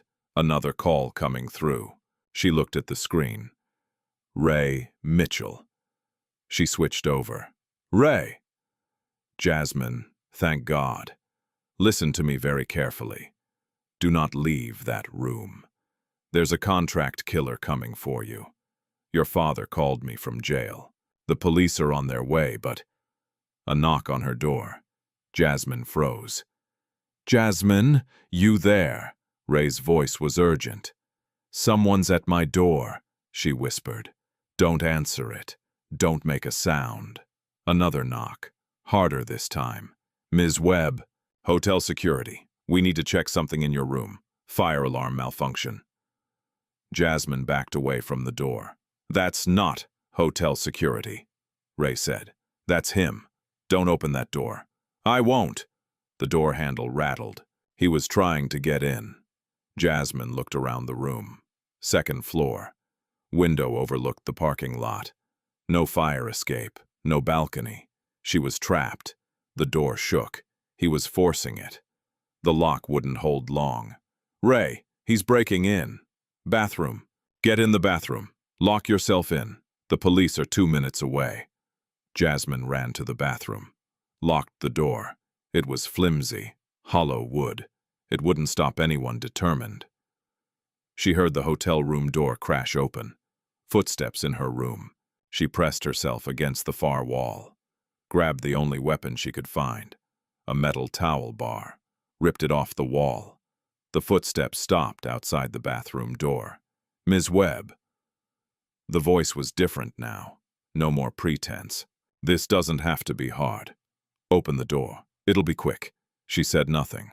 "I'm being paid to do a job, but I'm professional. I don't like unnecessary suffering. If you make me break this door down, it's going to get messy." Jasmine gripped the towel bar. Her hands were shaking. "The police are coming," she said. Her voice was stronger than she felt. "They're 3 minutes away. I only need 30 seconds. The bathroom door shook. He was testing it. Then, from somewhere in the hotel, she heard it. Sirens. The man heard them too. "Damn it!" His footsteps moved away, fast. She heard him run out of the room. Jasmine collapsed against the wall, still gripping the towel bar, still shaking. The sirens got louder. She was alive. Ray Mitchell sat in his office at 11 p.m., surrounded by monitors, empty coffee cups, and energy drink cans. He'd been working for 18 hours straight, breaking through Devon's encryption, following digital breadcrumbs, hacking into systems that would get him arrested if anyone found out. But he didn't care. Marcus Webb had saved his life once. Now it was his turn, and he'd finally found something. The contract killer Devon had hired, the one who'd tried to kill Jasmine, had been paid through a cryptocurrency wallet. Bitcoin, nearly untraceable, nearly. But Ray was very, very good at his job. He'd followed the blockchain, transaction by transaction, wallet to wallet, through mixers and tumblers designed to hide the origin, and he'd found the source, the original wallet that had funded the payment. It had been set up 3 years ago, and it had been funded by transfers from 15 different sources. Ray pulled up the sources. His blood went cold. The transfers came from various banks, different accounts, different names. But Ray recognized the pattern. These weren't Devon's accounts. These were accounts belonging to Devon's previous victims. The wife who'd died in prison 5 years ago. Embezzlement. Devon had testified against her. Taken a plea deal. She'd gotten 20 years. She'd hanged herself after 2 years. Ray dug deeper. Found her financial records. She'd had a life insurance policy. $300,000. It had paid out to her husband. Her husband was Devon Webb. They'd gotten married while she was out on bail. Married for 6 weeks before she was convicted. 6 weeks. Just long enough to become her legal beneficiary. Ray found another one. A man who'd died of heart failure 7 years ago. He'd been Devon's cellmate for 3 months. The man's family had received nothing, but his commissary account had been transferred to Devon before his death. Devon had been doing this for years, marrying vulnerable women, befriending sick inmates, slowly poisoning, stealing, moving on. Catherine Hartwell wasn't his first victim. She was his latest, and Marcus had been the perfect scapegoat because Marcus had given him access to everything, had vouched for him, had made him look legitimate. Ray pulled up the cryptocurrency wallet information, looked at the transaction details. Each Bitcoin transaction contained metadata, tiny fragments of information, IP addresses, even masked ones left traces, device signatures, and timestamps. Ray compared the timestamps to Devon's known locations. Most of them matched Devon's movements, but 3 transactions had been made from an IP address that didn't match anything Devon had used before. Ray traced the IP. It led to a public library in Decatur, the same library where Catherine Hartwell had been a regular patron. Ray pulled up the library's security camera footage from the dates of the transactions. It took 2 hours, but he found it. Devon, at a computer terminal, not disguised, comfortable, making the transfers. And on the timestamp, the date and time, Marcus Webb had been in court. 73 witnesses and a judge could confirm it. Devon had made a mistake. One transaction. One moment where he'd gotten comfortable. Where he'd thought no one would ever look. But Ray had looked, and now he had proof. Irrefutable, admissible, prosecutable proof. Devon Webb had used a public computer to fund a cryptocurrency wallet that had paid for multiple crimes. And Marcus had an airtight alibi for the exact moment it happened. Ray grabbed his phone, called Griffin Thorne. "Griffin, I've got it. I've got everything." I hadn't slept. All night I'd paced my cell, 5 steps back, thinking about Jasmine, praying she was alive. At 6 a.m. they brought me breakfast. Gray slop they called oatmeal. I couldn't eat. At 7 a.m., a guard came to my cell. "Webb, your lawyer's here." They took me to a conference room. Griffin was there, and Ray, and Jasmine, my daughter, alive. I almost collapsed. She ran to me, hugged me through the handcuffs. "Dad, oh my God, Dad. You're okay. You're safe. Barely. Someone tried to kill me. They broke into my hotel room. I know, I'm sorry, I'm so sorry." "Stop!" She pulled back, looked at me with those fierce eyes, Diane's eyes. "Stop apologizing. This isn't your fault. This is Uncle Devon's fault, and we're going to make him pay." Griffin sat down at the table. "Marcus, we've had a breakthrough, a major breakthrough." Ray opened his laptop. I found Devon's Bitcoin wallet, the one he used to pay the contract killer, and I found the transactions that funded it.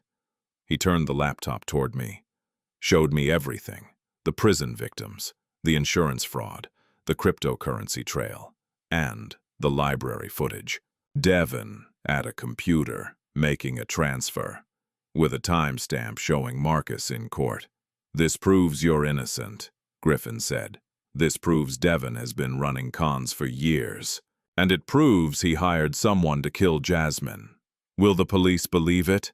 The video footage is from a public library, legally obtained. The cryptocurrency records are blockchain, public ledger. Everything is admissible." Griffin smiled. Devon thought he was being smart using Bitcoin. He thought it was untraceable. But he didn't count on Ray. Ray nodded. "The man is good with identity theft and forgery, but cryptocurrency? He's an amateur. He made half a dozen rookie mistakes." I stared at the laptop screen, at my brother's face. Clear, undeniable. "We take this to the DA, I said. "Now." "Already done," Griffin said. "We met with DA Harrison this morning. She's reviewing the evidence.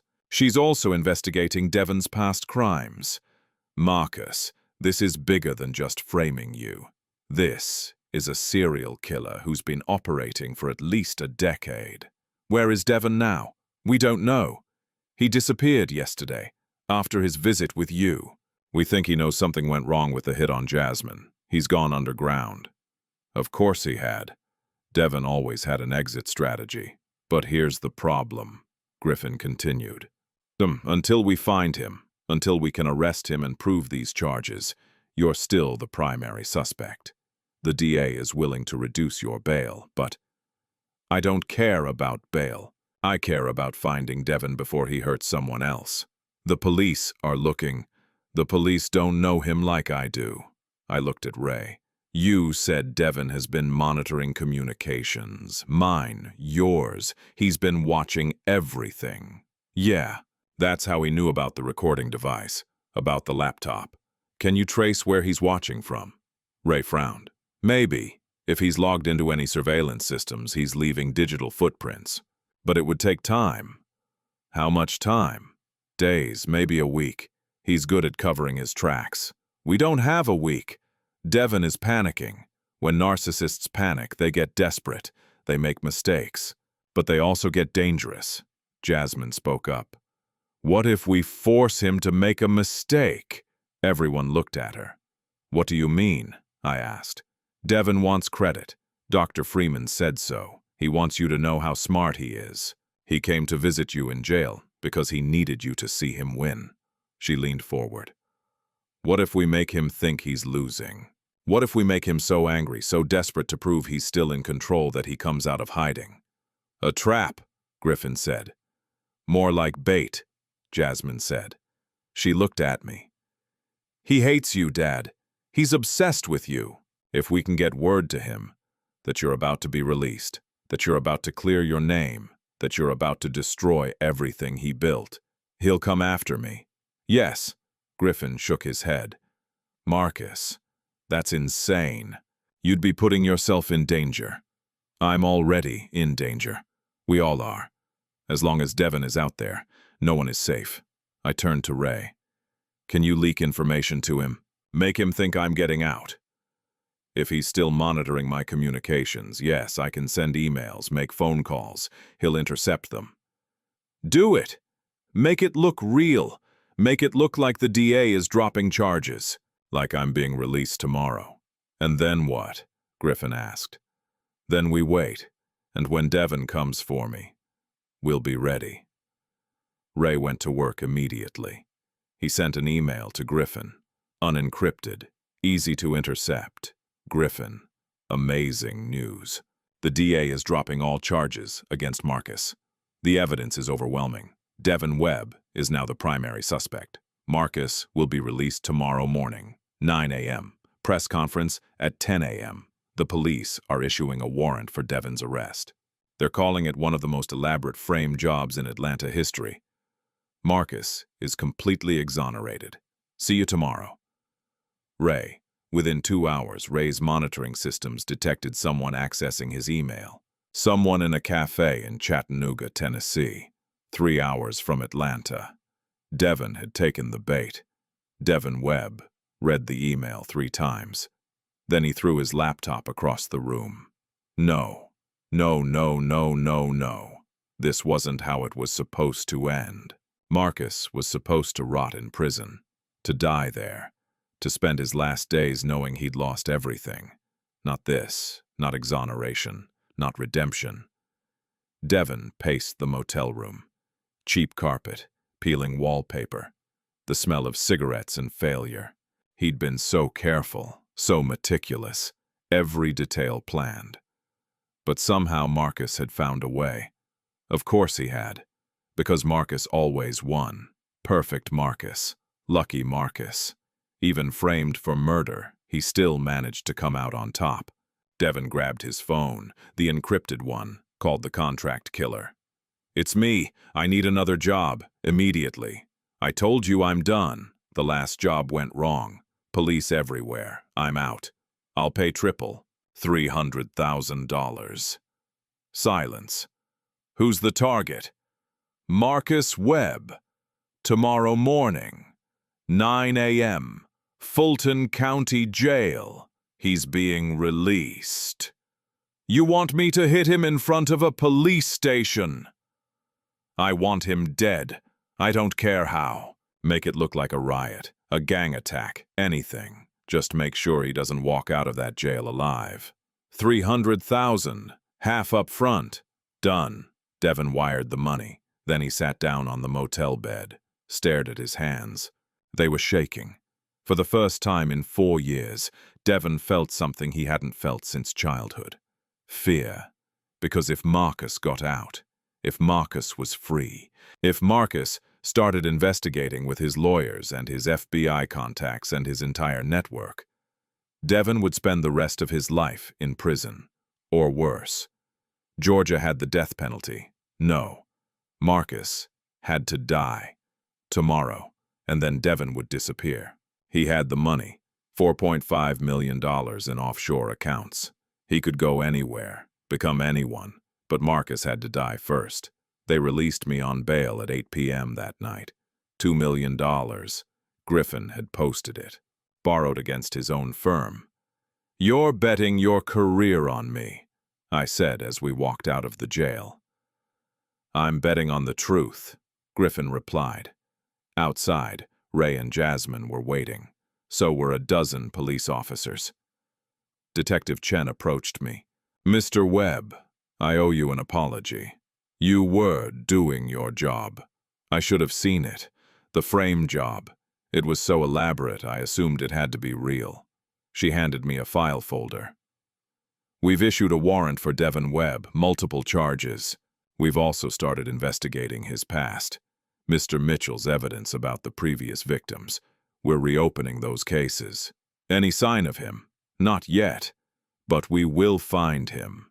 He's going to come after me," I said. "Tomorrow, at the jail. That's what we leaked. We'll have 50 officers there, SWAT team, undercover agents, if he shows his face." "He won't show his face. He'll hire someone, a professional, like he did with Jasmine. Then we'll catch the professional. Detective, you don't understand. Devin has spent 4 years planning this. He has backup plans for his backup plans. If we don't end this tomorrow, he'll disappear. And he'll keep killing." Chen studied me. "What are you proposing?" "I'm proposing we don't wait at the jail. I'm proposing we go to him. We don't know where he is." I looked at Ray. "But we can find out, right?" Ray nodded slowly. "If he's monitoring communications. He's connected to the internet. And if he's connected, he has a location. I can triangulate it, but I'd need him to access something. Something that would give me a few minutes of sustained connection." "Like what?" "Like a video file. Something large. Something that would take time to download." An idea formed. "What if I recorded a message? A video? Something personal? Something Devin couldn't resist watching." "What kind of message?" I smiled. It wasn't a happy smile. "A confession." We set up in Ray's office. Camera pointed at me. Ring light. Professional setup. I sat in a chair and looked directly at the camera. Directly at Devin. Ray hit record. "Devin," I began, "if you're watching this, you've won. I'm recording this video to confess, to tell the truth, to admit what I did." I paused. Let the silence sit. "You were right about everything. About Mom and Dad, about how they treated you, about how I was the golden child and you were the scapegoat. I see it now. I was blind. I was selfish. I took everything and left you nothing." My voice was thick with emotion. It wasn't hard to fake. Some of what I was saying was true. "You spent 4 years in prison planning your revenge. And it worked. You destroyed my firm, my reputation, my life. You made me feel what you felt. And I understand now. I understand the hate, the rage, the need to make me suffer." I leaned closer to the camera. "But Devin, I need you to know something. Despite everything you've done, the murders, the frame job, the attempt on Jasmine's life, I still love you. You're my brother, and I failed you." A single tear rolled down my cheek. Real. Because despite everything, part of me meant it. "So I'm confessing. I'm taking the blame. All of it. I'll tell the police I killed Catherine Hartwell, that I killed Jennifer Morrison, that I stole the money. I'll say you were innocent, that you tried to stop me. I'll make sure you go free." I let that sit. "But I need something from you first. I need to see you. One last time. Brother to brother. Not through glass. Not through phones. Just you and me, like when we were kids, before everything went wrong." I gave him an address, an abandoned warehouse in East Atlanta. The one where we used to play as children. Where Dad used to take us on weekends when he was doing carpentry work. "Tomorrow night, midnight, come alone. No weapons, no tricks. Just 2 brothers saying goodbye." I stared into the camera. "Please, Devin, give me this one last thing. Let me apologize in person. Let me make this right before I spend the rest of my life in prison." I waited 5 seconds. Then, "I love you, little brother. I'm sorry I failed you." Ray stopped recording.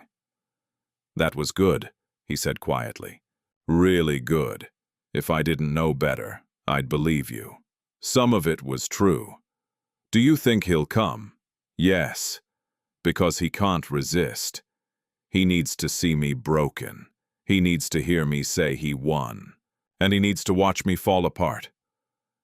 Jasmine was standing in the corner. She'd been silent the whole time. "Dad, this is dangerous." "I know. He might not come alone. He might bring the contract killer. He might—" "I know, Jazz, but it's the only way," Griffin spoke up. "The police will be there, covering every exit. Snipers, undercover agents. We'll have you wired. The moment Devon says anything incriminating. He won't confess, not directly. He's too smart. Then what's the point? The point is to make him act, to make him do something desperate, something that reveals him." I looked at all of them. Devon has been controlled this entire time, every move calculated, every contingency planned. But tomorrow night, I'm going to make him lose control. I'm going to push every button, break every rule, and when he snaps, we'll have him. Detective Chen finished. I nodded. "We'll have him." Ray uploaded the video to a private server. Then he sent Devon an email. "Devon, I found this on Marcus's computer. Thought you'd want to see it. He recorded it before turning himself in. Whatever happened between you two, I'm sorry. Family shouldn't end like this." Ray. Within minutes, someone accessed the server, downloaded the video file. It was 2.3 gigabytes, high quality. It would take at least 8 minutes to download on a standard connection. Ray's fingers flew across his keyboard, tracing, triangulating, following the digital trail. "I've got him," Ray said. "He's in Chattanooga.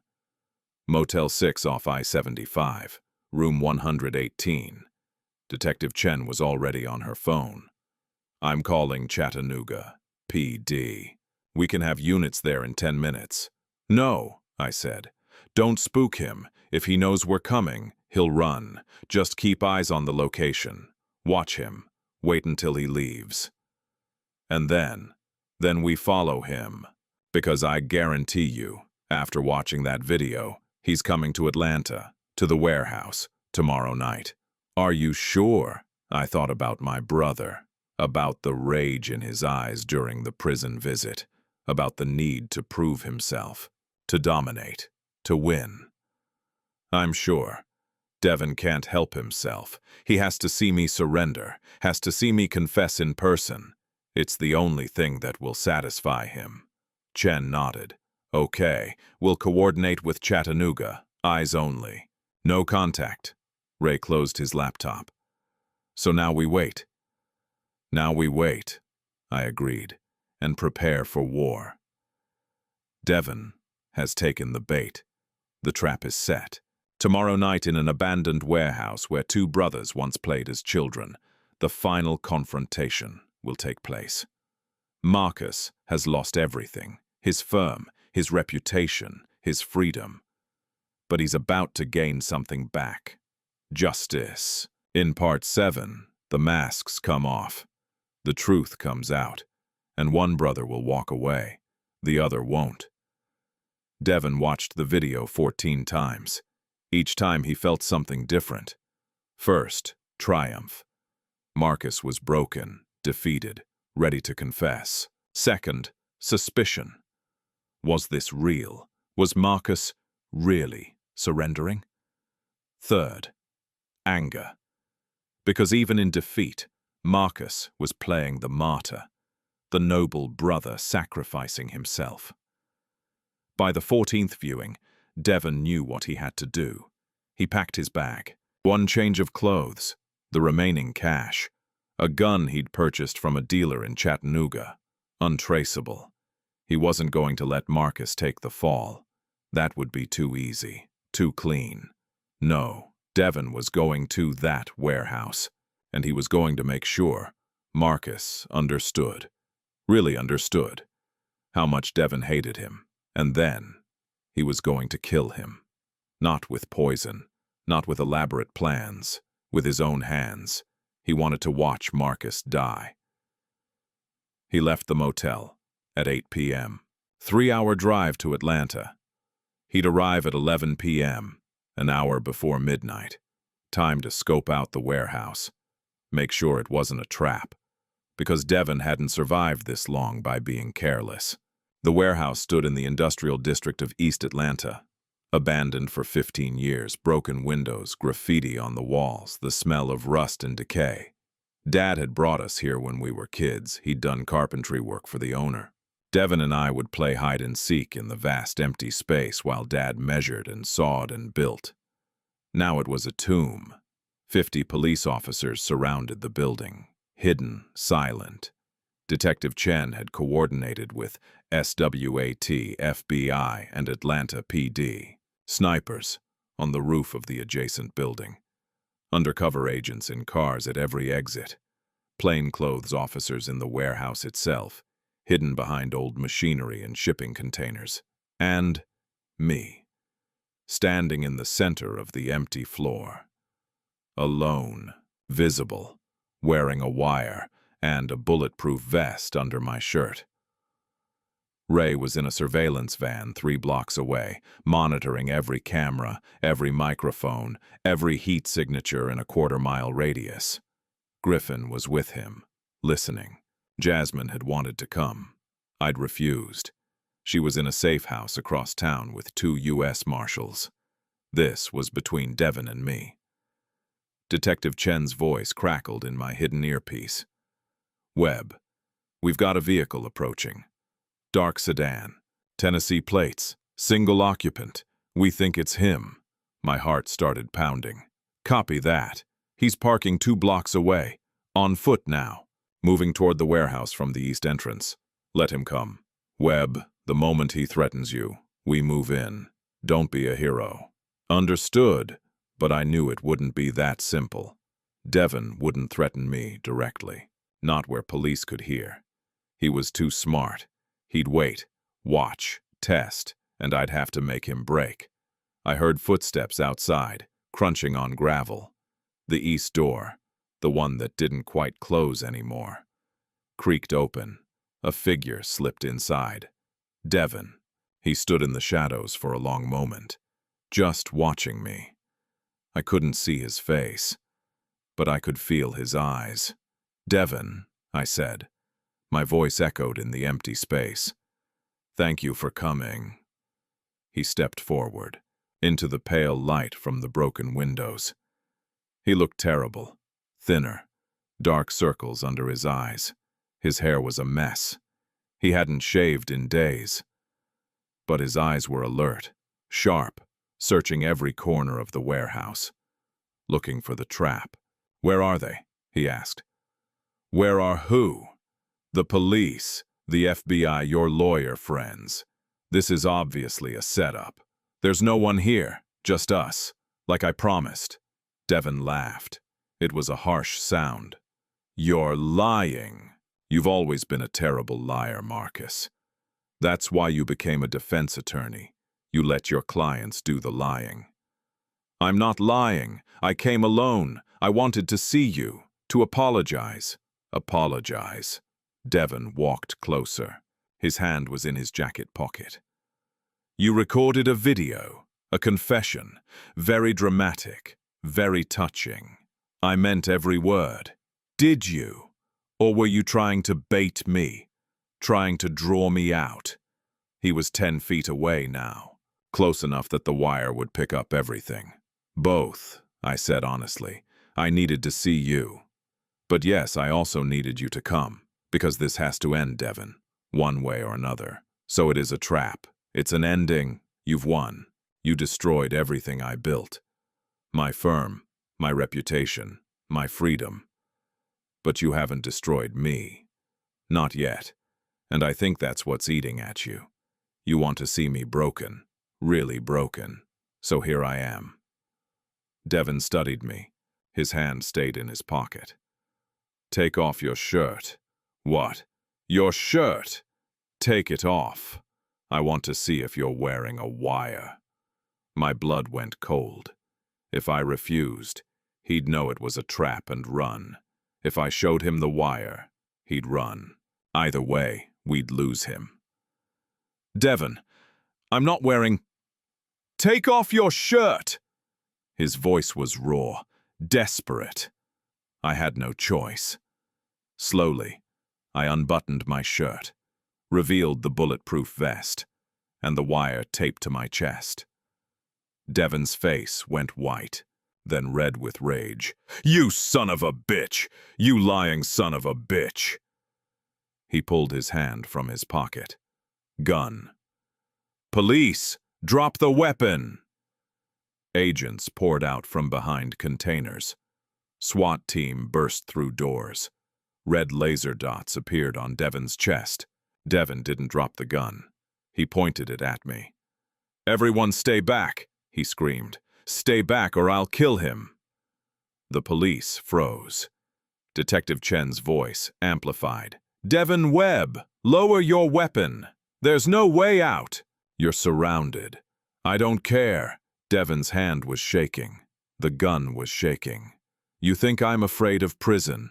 I've been there. I know what's waiting for me. Death row, lethal injection. I'm already dead. Devon, please, I said. Don't do this. Shut up, shut up, shut up, shut up. He was crying now, tears streaming down his face. You did this. You did all of this. You and your perfect life and your perfect career and your perfect daughter. You had everything, everything. And you couldn't just let me have something. You had to help me, had to save me, had to make me feel like a charity case. I was trying to help. You were trying to feel good about yourself. The gun was inches from my face now. Devon's finger was on the trigger. Every time you bailed me out, every time you gave me money, every time you offered me a job, you were reminding me that you were better, stronger, smarter, that I was the failure and you were the success. That's not true. It is true. And the worst part? I started to believe it. I started to think maybe you were right. Maybe I was just the fuck-up little brother. Maybe that's all I'd ever be. His voice cracked. But then I realized something. In prison, sitting in that cell for 4 years, I realized that I wasn't less than you. I was just different. And if I couldn't beat you by being good, I'd beat you by being bad, by being the best at being bad. You murdered innocent people, Devon. Innocent? He laughed bitterly. Catherine Hartwell was a drunk who abused her house staff. Jennifer Morrison covered up her brother's theft from his company. No one is innocent, Marcus. You should know that. You defended murderers and rapists for 30 years. You got guilty people off on technicalities. But somehow you're the hero and I'm the villain. I defended people's rights. You took lives. I took your life. That was the point. I wanted you to feel what I felt. Helpless, trapped, losing everything. He pressed the gun against my forehead. And now I'm going to finish it. Devon, if you pull that trigger, 20 officers will shoot you. You'll die here. Good. At least I'll die knowing I beat you. At least I'll die knowing I destroyed Marcus Webb. His finger tightened on the trigger. Time slowed down. I saw the snipers adjusting their aim. Saw Detective Chen reaching for her radio.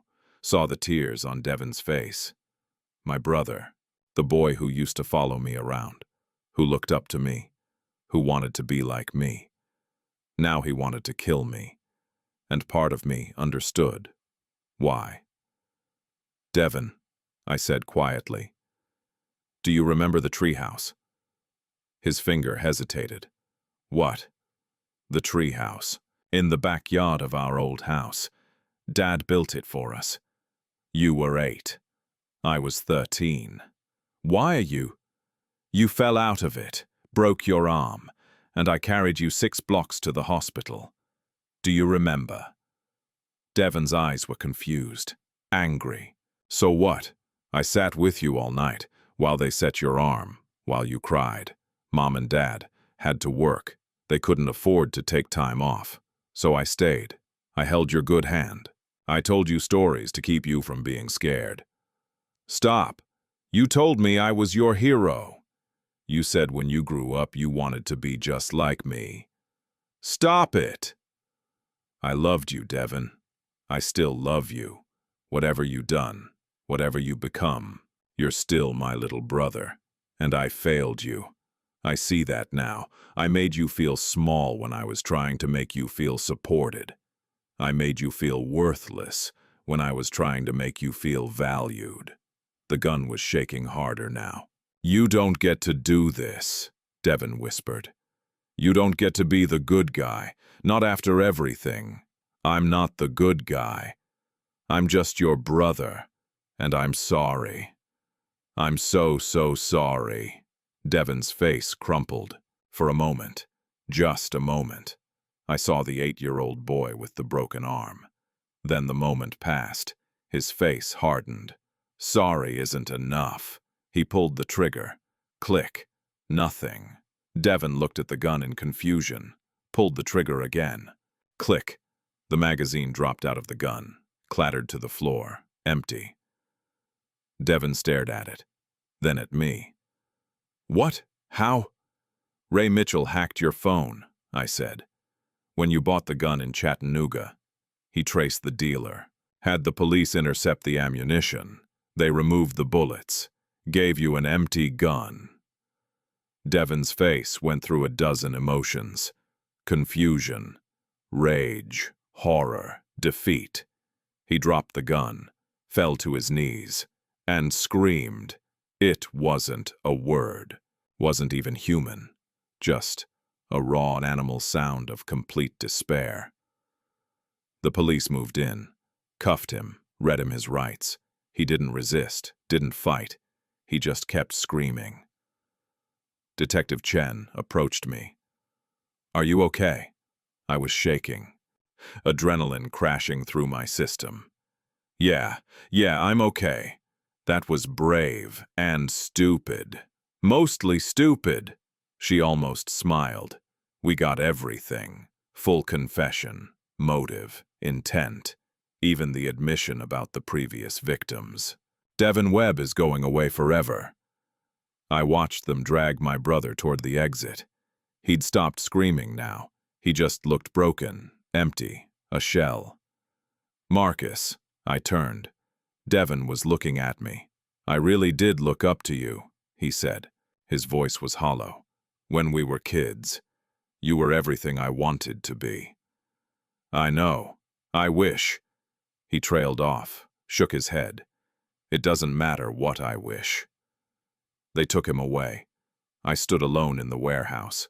The same warehouse where we'd played as children, where everything had been simple, where we'd been brothers. Before jealousy, before resentment, before murder. I felt hands on my shoulders. Jasmine. She'd snuck away from the safe house, convinced the marshals to bring her. Dad, it's over! I hugged her, held her tight. Yeah, it's over. The courtroom was packed. Media, victims' families, curious onlookers. Devon sat at the defense table. Orange jumpsuit, shackles, dead eyes. His public defender had tried to build a defense, tried to argue mental illness, childhood trauma, diminished capacity. But the evidence was overwhelming. Ray's cryptocurrency trail, the library video, the dark web communications, the confession at the warehouse. And when the police investigated deeper, they found more. 5 more victims over the past 12 years. People Devon had befriended, poisoned, stolen from. He was a serial killer. A very patient, very intelligent serial killer. The jury deliberated for 90 minutes. Guilty on all counts.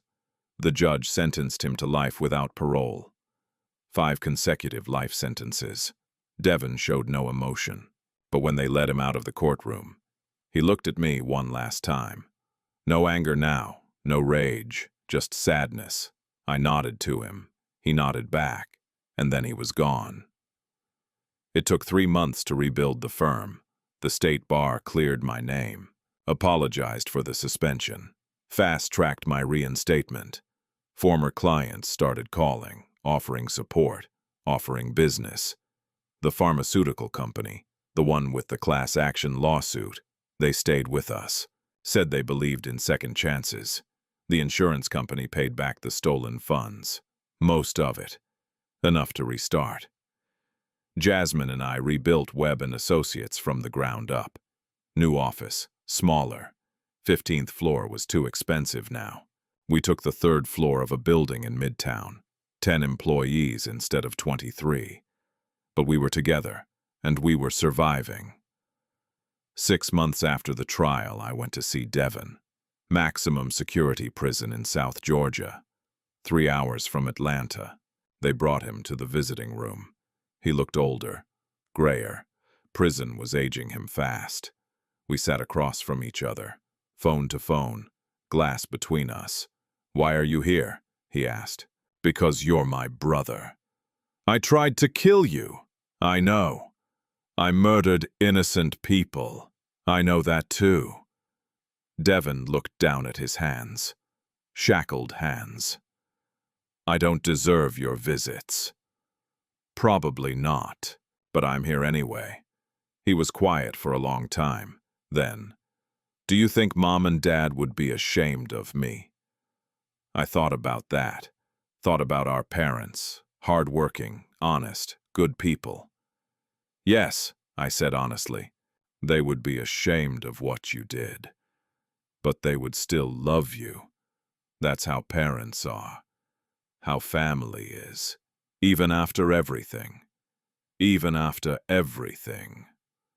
Tears rolled down Devin's face. First time I'd seen him cry since the warehouse. "I'm sorry, Marcus, for all of it. I know it doesn't change anything. I know it doesn't bring those people back, but I'm sorry. I know you are. I was so angry for so long, and the anger just consumed me until I couldn't see anything else. Couldn't feel anything else." "What do you feel now?" "Empty. And tired. So tired." We sat in silence for a moment. Then Devin said, "Thank you." "For what?" "For not giving up on me. Even when you should have. Even when everyone told you to." He smiled sadly. "You were right, you know, about second chances. Everyone deserves them. I wasted mine." "You wasted more than one." "Yeah, I did." The guard announced 5 minutes remaining. "Will you come back?" Devin asked. "Once a month, if you want." "I'd like that." I stood up, started to leave. "Marcus," I turned. "I did look up to you when we were kids. That part was true. You were my hero. You were mine too, Devin. Before everything went wrong, you were mine too." I walked out of the prison, into the Georgia sunshine, and I cried for my brother, for the boy he'd been, for the man he'd become, for the childhood we'd shared and the future we'd lost. I'm Marcus Webb. I'm 58 years old. I spent 33 years building a law firm, lost it, built it again. I was arrested for murders I didn't commit, spent weeks in jail, faced the death penalty. I was betrayed by my own brother. The person I'd tried hardest to help, the person I'd loved most. And I learned something. Love isn't always enough. Sometimes the people we try to save don't want to be saved. Sometimes they want to drag us down with them. Sometimes the greatest act of love is letting go. But I also learned this. Family is complicated, messy, painful, but it's also enduring. Devin is in prison. He'll die there, but he's still my brother. And once a month, I drive 3 hours to see him, to remind him he's not forgotten, that he's not alone. Not because he deserves it, but because that's what family does. Jasmine asks me sometimes why I still visit him, why I don't just cut him out of my life completely. I tell her, because hate is easy, it's love that's hard, and I choose the hard thing, every time. The firm is smaller now. We're more careful. We background check every employee. We've installed better security systems. Ray Mitchell handles all our IT personally. We've learned our lesson.